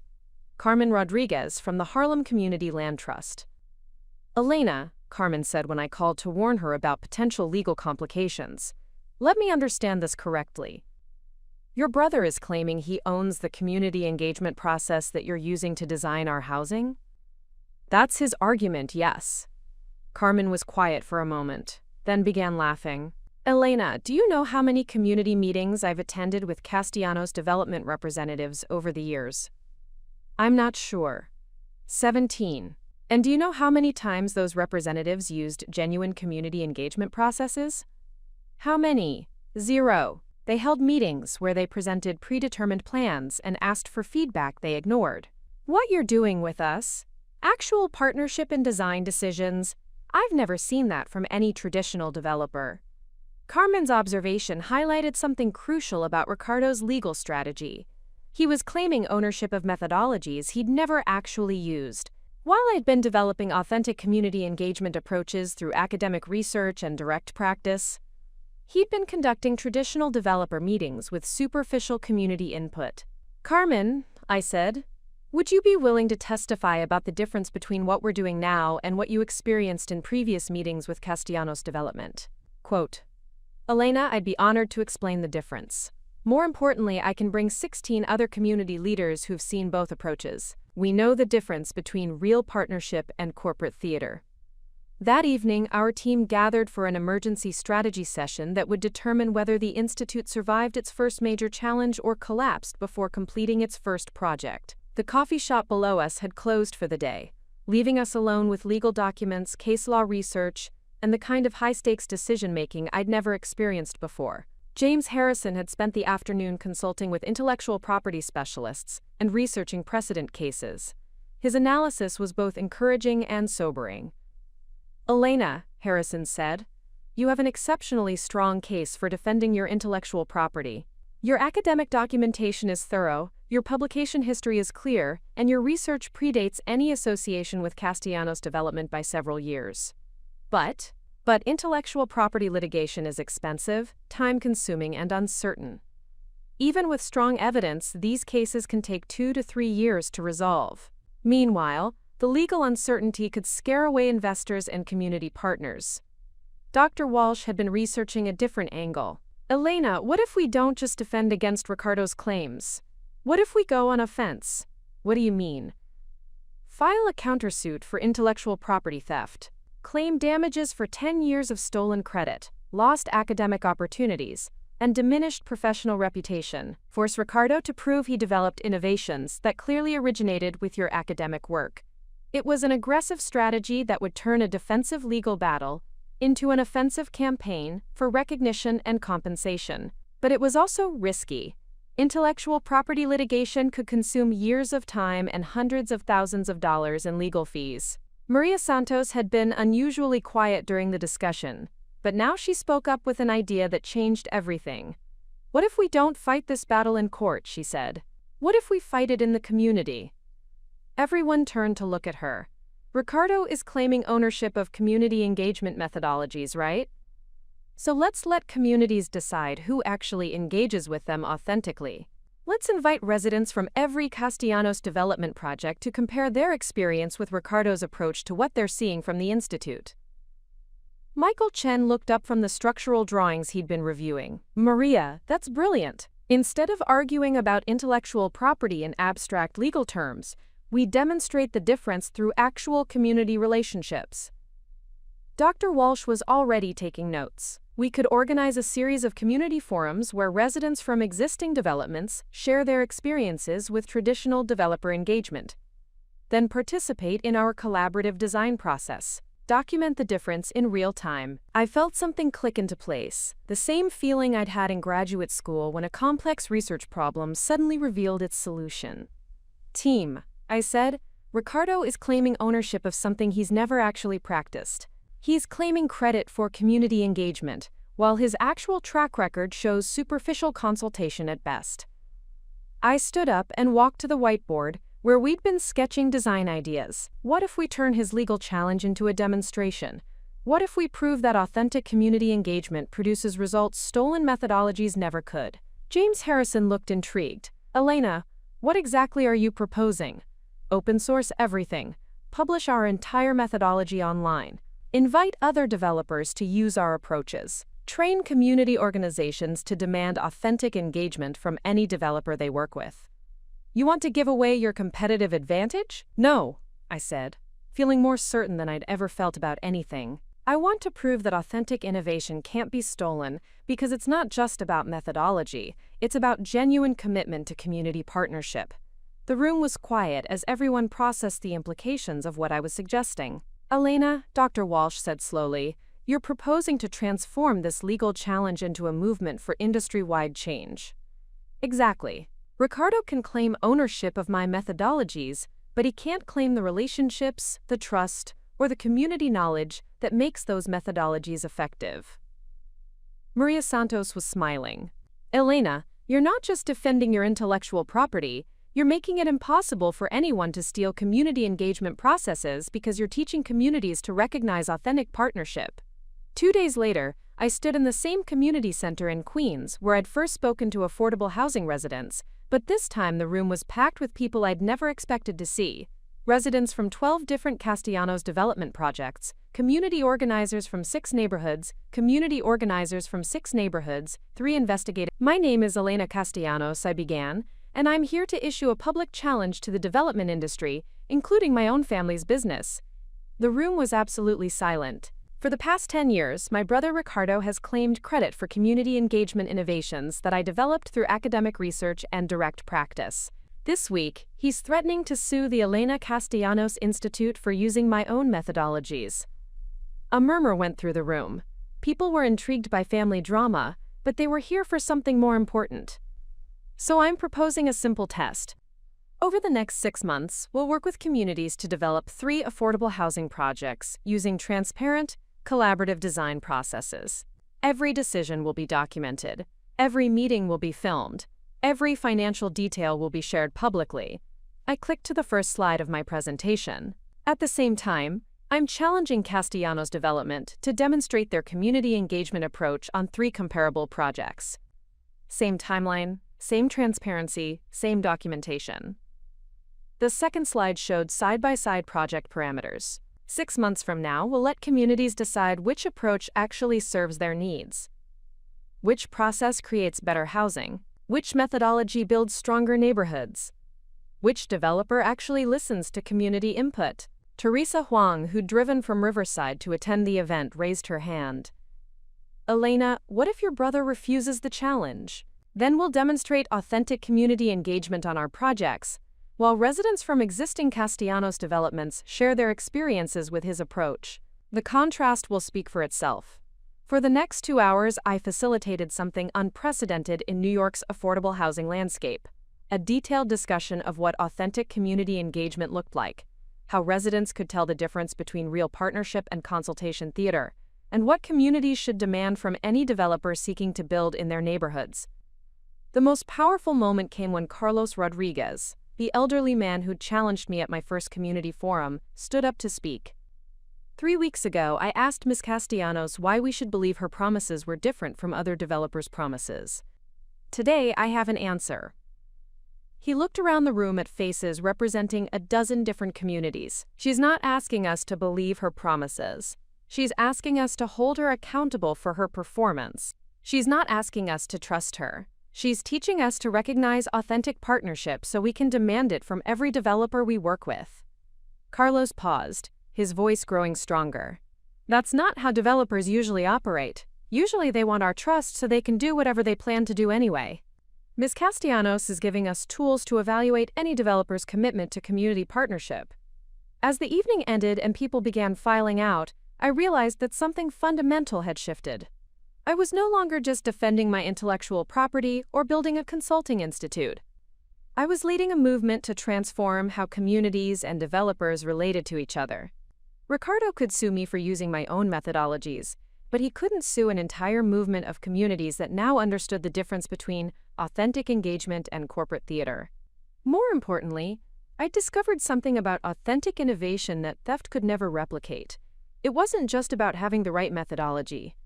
It was about having the right relationships, the right values, and the right commitment to partnership. You could steal the process, but you couldn't steal the principles that made the process effective. The letter arrived on a Tuesday morning, delivered by courier to our Brooklyn office at exactly 9 a.m. Heavy cream-colored paper with the embossed letterhead of Castellanos Development, sealed with the kind of formal wax stamp that screamed, "Important legal document." I opened it in front of our entire team, knowing that whatever Ricardo had decided would affect all of us. "Dear Elena," the letter began in Ricardo's precise legal handwriting, "I accept your public challenge." Dr. Walsh looked up from her research notes. "He's actually going to do it?" I continued reading aloud. Castellanos Development will demonstrate our community engagement methodology on 3 affordable housing projects over the next 6 months, with full documentation and transparency as you've requested. However, I propose we raise the stakes. Maria Santos stopped mid-sip of her coffee. Raise the stakes how? The losing organization will publicly acknowledge the superiority of the winner's approach and cease operations in competitive markets. Furthermore, the losing methodology will be permanently discontinued. Michael Chen whistled low. He's betting his entire business model. And he wants us to bet ours, I said, reading the final paragraph. Ricardo is proposing that independent judges, community development experts, residents associations, and urban planning academics evaluate both approaches and declare a definitive winner. James Harrison, who joined us for our weekly legal review, looked troubled. Elena, this is no longer about intellectual property disputes. Ricardo is essentially challenging you to prove that your approach is superior to his, with both your professional reputations on the line. I folded the letter carefully, thinking about what acceptance would mean. If we lost, the Elena Castellanos Institute would effectively cease to exist. Everything we'd built, all the communities we planned to serve, the entire movement toward authentic community engagement, it would all end with a public admission that stolen methodologies were superior to authentic innovation. But if we won, team, I said, looking around at faces that had become family over the past 6 weeks, Ricardo is offering us something unprecedented. The chance to prove definitively that community-centered development produces better results than traditional profit maximization approaches. Dr. Walsh was already pulling up demographic data on her laptop. Elena, if we accept this challenge, we need to ensure the playing field is level. Same community types, same budget constraints, same timeline. Already thought of that, I said, pulling out my phone to show them a text I'd received an hour earlier from Carmen Rodriguez. The Harlem Community Land Trust has connected me with 2 other neighborhood organizations facing similar development challenges. We'd have 3 projects in East Harlem, Bed-Stuy, and the South Bronx, all mixed-income housing on difficult sites. Maria Santos looked intrigued. What about Ricardo's projects? According to his letter, he's selected 3 Castellanos development sites in comparable neighborhoods, Astoria, Washington Heights, and East New York. Similar demographics, similar budgets, similar timeline.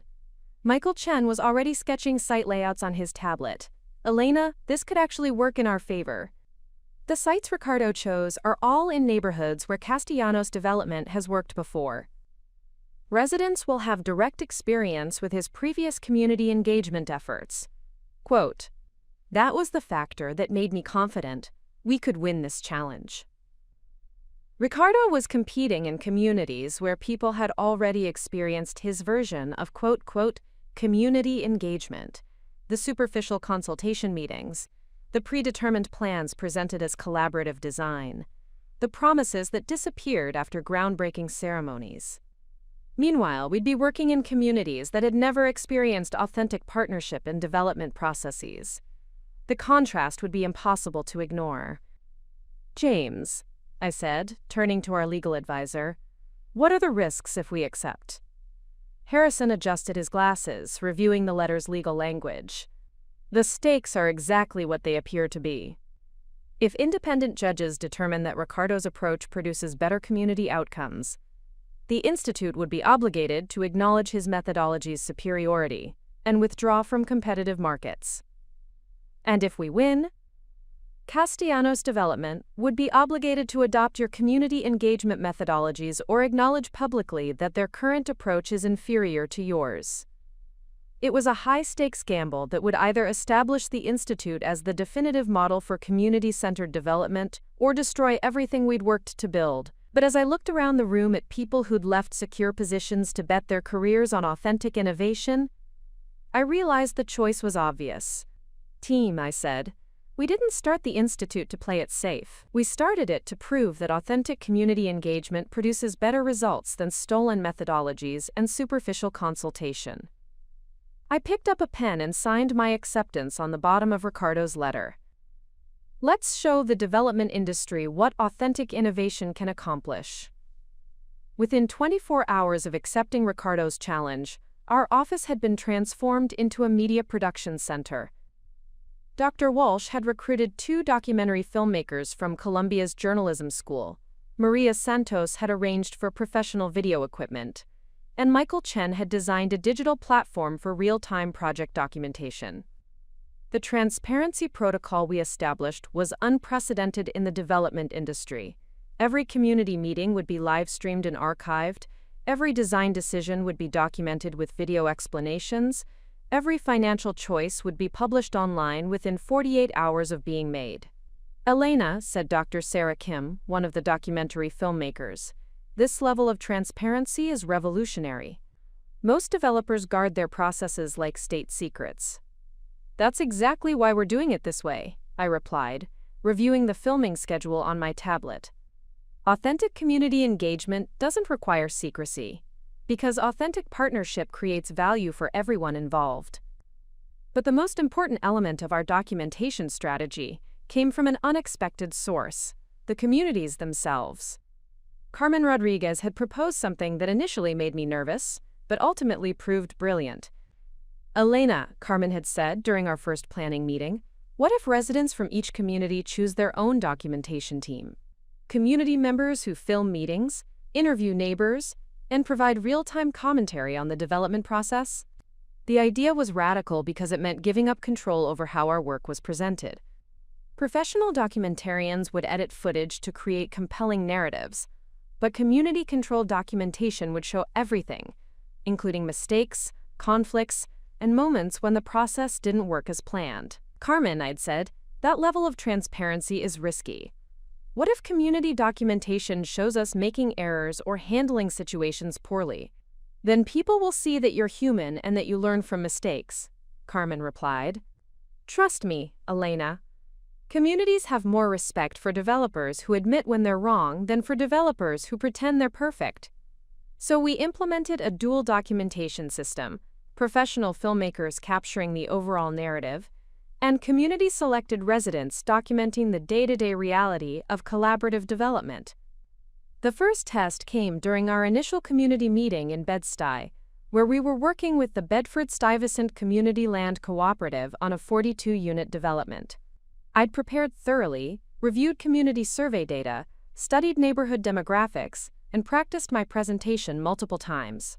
But 5 minutes into the meeting, it became clear that my preparation had missed something crucial. Ms. Castellanos, said Janet Williams, a longtime Bed-Stuy resident and member of the cooperative's board, your presentation talks about, quote, affordable housing. But what do you mean by affordable? Affordable for who? It was a question that cut to the heart of gentrification concerns in rapidly changing neighborhoods. Affordable housing developments often priced out existing residents while attracting newcomers with higher incomes, fundamentally altering neighborhood character.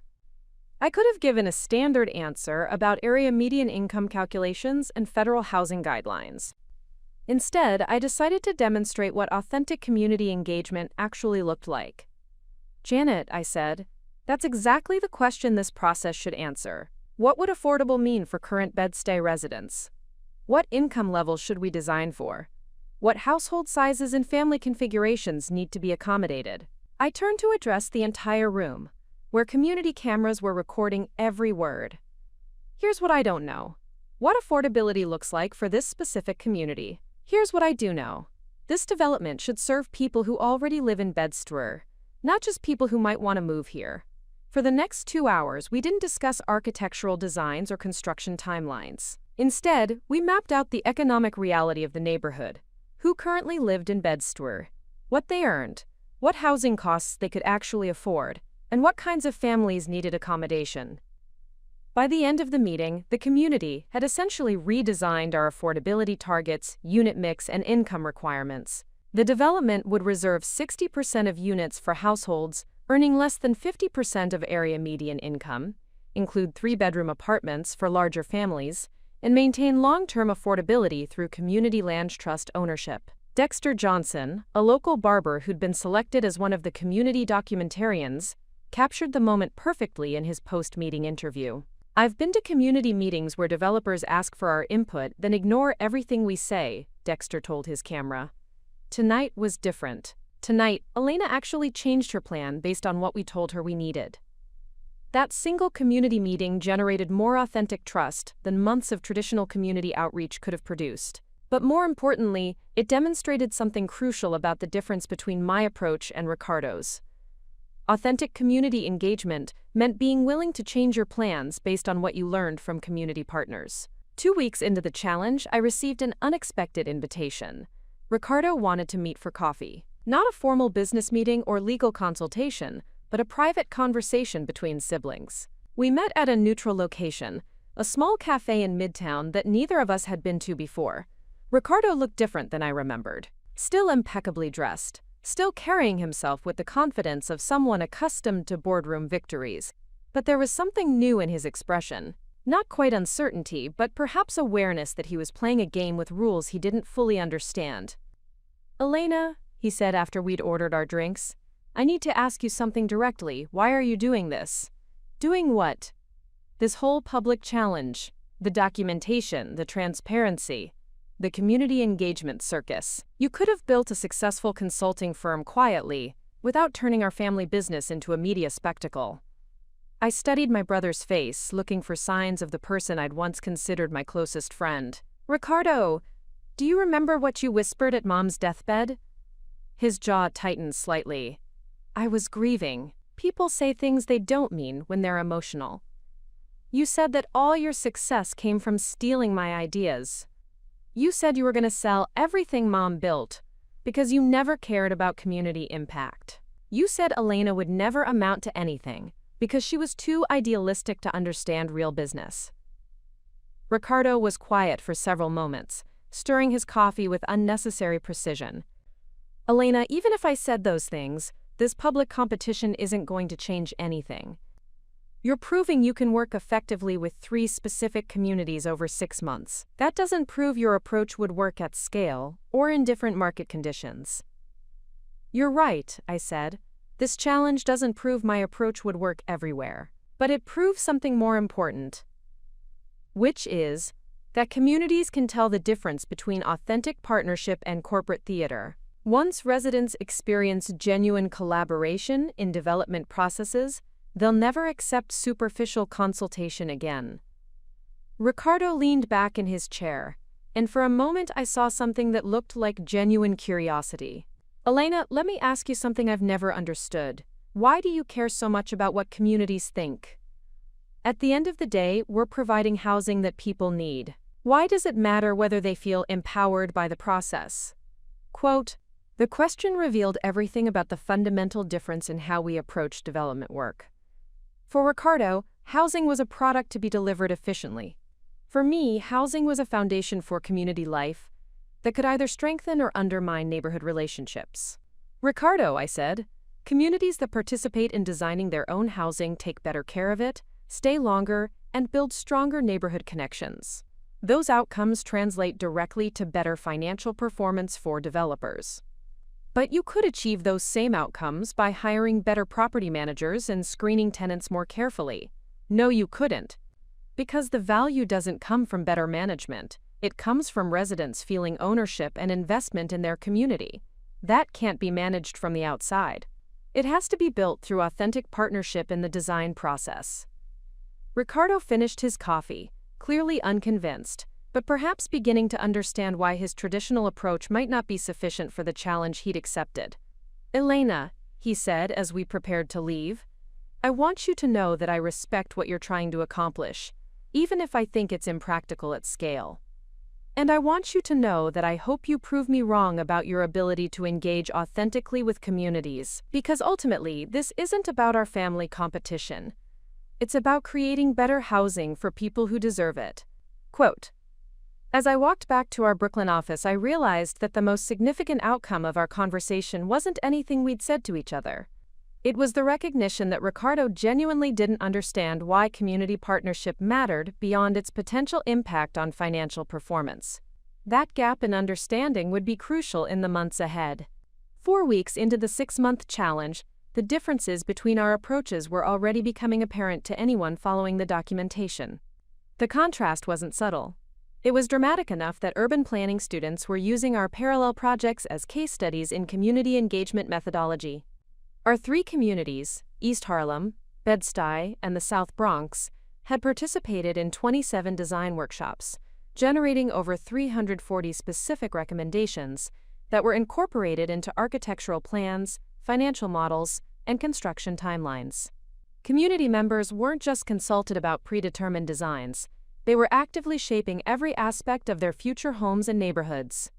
The Bed-Stuy project had evolved from a standard affordable housing development into something unprecedented, a mixed-income community with on-site childcare, shared commercial kitchen space, rooftop gardens managed by residents, and a tool library that would serve the broader neighborhood. The South Bronx project had become a model for climate resilience, incorporating community input about flooding, heat management, and storm preparedness into building design and site planning. The East Harlem project had pioneered new approaches to multi-generational housing, with design elements that allowed elderly residents and young families to maintain independence while supporting each other. Meanwhile, Ricardo's 3 projects were proceeding according to traditional development timelines. Communities had been consulted through public meetings where Castellanos development representatives presented predetermined plans and solicited feedback. Some suggestions had been incorporated, usually minor aesthetic changes that didn't affect construction costs or timelines. The documentation from Ricardo's community meetings showed polite but clearly frustrated residents asking questions about design decisions that had already been finalized, suggesting modifications that were dismissed as impractical, and expressing concerns about affordability that were answered with generic explanations about federal housing guidelines. But the most telling difference appeared in the community documentation created by residents themselves. Dexter Johnson from Bed-Stuy had created a weekly video series called Building With Us, which showed residents participating in design decisions, discussing construction progress, and expressing genuine excitement about moving into homes they'd helped create. Meanwhile, community documentation from Ricardo's projects showed residents who remained skeptical about whether their input was actually influencing development decisions. Maria Gonzalez, a resident activist documenting the Castellanos development project in East New York, captured the difference perfectly in her Week 4 video report. "They ask us what we want," Maria said, "but when we tell them, they explain why our ideas won't work. They say they value community input, but the plans never change based on what we say. It feels like they're checking boxes, not building partnerships." Quote, by the end of the first month, our Community Engagement Challenge had attracted attention far beyond New York's development industry. The New York Times was running a weekly series on the parallel projects. National Public Radio had produced a special report on community-centered development. Architecture and urban planning schools were assigning our documentation as required reading. But the most significant coverage came from an unexpected source: international development organizations working on housing projects in rapidly growing cities around the world. Dr. Amara Okafor from the Ford Foundation called with news that our methodology was being studied by community development organizations in Lagos, Mumbai, Sao Paulo, and Mexico City. "Elena," Dr. Okafor said during our video call, "your approach to community partnership isn't just relevant to affordable housing in American cities. It's a model for how urban development can strengthen communities instead of displacing them anywhere in the world." The global attention created new pressures but also new opportunities. We were invited to present our methodology at the International Conference on Sustainable Urban Development. Community organizations from 12 countries requested training materials for implementing collaborative design processes. Most importantly, we received funding commitments from international foundations interested in supporting the replication of our approach in cities facing rapid urbanization and housing shortages. But the attention also intensified scrutiny of our work. Development industry trade publications were running critical articles questioning whether, quote, community engagement theater could produce financially viable housing projects. Real estate investment firms were publicly expressing skepticism about whether idealistic approaches could scale to meet urban housing demands. The criticism didn't bother me. It actually reinforced that we were challenging assumptions the industry needed to question. But it did create pressure to prove that community-centered development could succeed not just in 3 carefully selected pilot projects, but as a replicable model for addressing housing needs at scale. That pressure led to the most important decision we made during the first month of the challenge. During our 5th-week team meeting, Dr. Walsh presented data that changed our entire strategic approach. Elena, she said, reviewing documentation from our 3 pilot projects, we're receiving requests from 47 community organizations that want to implement our methodology on their housing developments. Michael Chen looked up from construction drawings he'd been reviewing. That's incredible interest, but we don't have capacity to support 47 projects. Actually, Dr. Walsh continued, that's not the most significant development. The most significant development is that these communities are organizing themselves to implement collaborative design processes independently. She clicked to her next slide, showing a map of community-led housing initiatives across the Northeast. Residents from our pilot projects are traveling to other neighborhoods to share what they've learned about authentic community engagement. They're training other communities to recognize the difference between real partnership and consultation theater. Maria Santos was smiling. Elena, do you realize what this means? We're not just proving that community-centered development works. We're creating a movement of communities that demand authentic partnership from any developer they work with. The implications were staggering. Instead of building a consulting firm that provided community engagement services to developers, we were creating a network of communities that understood how to evaluate and demand authentic partnership from any developer. Team, I said, I think we need to expand our goals for this challenge. How so? Asked James Harrison, who'd joined us for strategic planning. We're not just competing with Ricardo to prove our approach works better than his.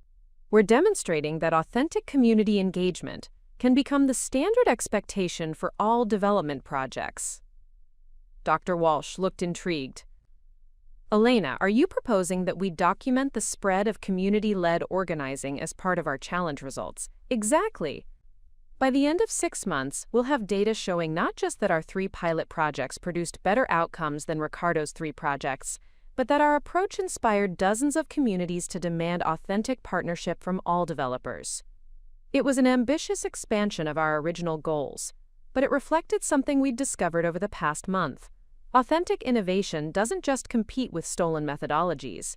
It makes stolen methodologies obsolete by changing what communities expect and demand. Ricardo could continue claiming ownership of community engagement processes he'd never actually practiced, but communities that had experienced authentic partnership would never again accept superficial consultation. As we entered the 2nd month of our 6-month challenge, I realized we weren't just building better housing projects.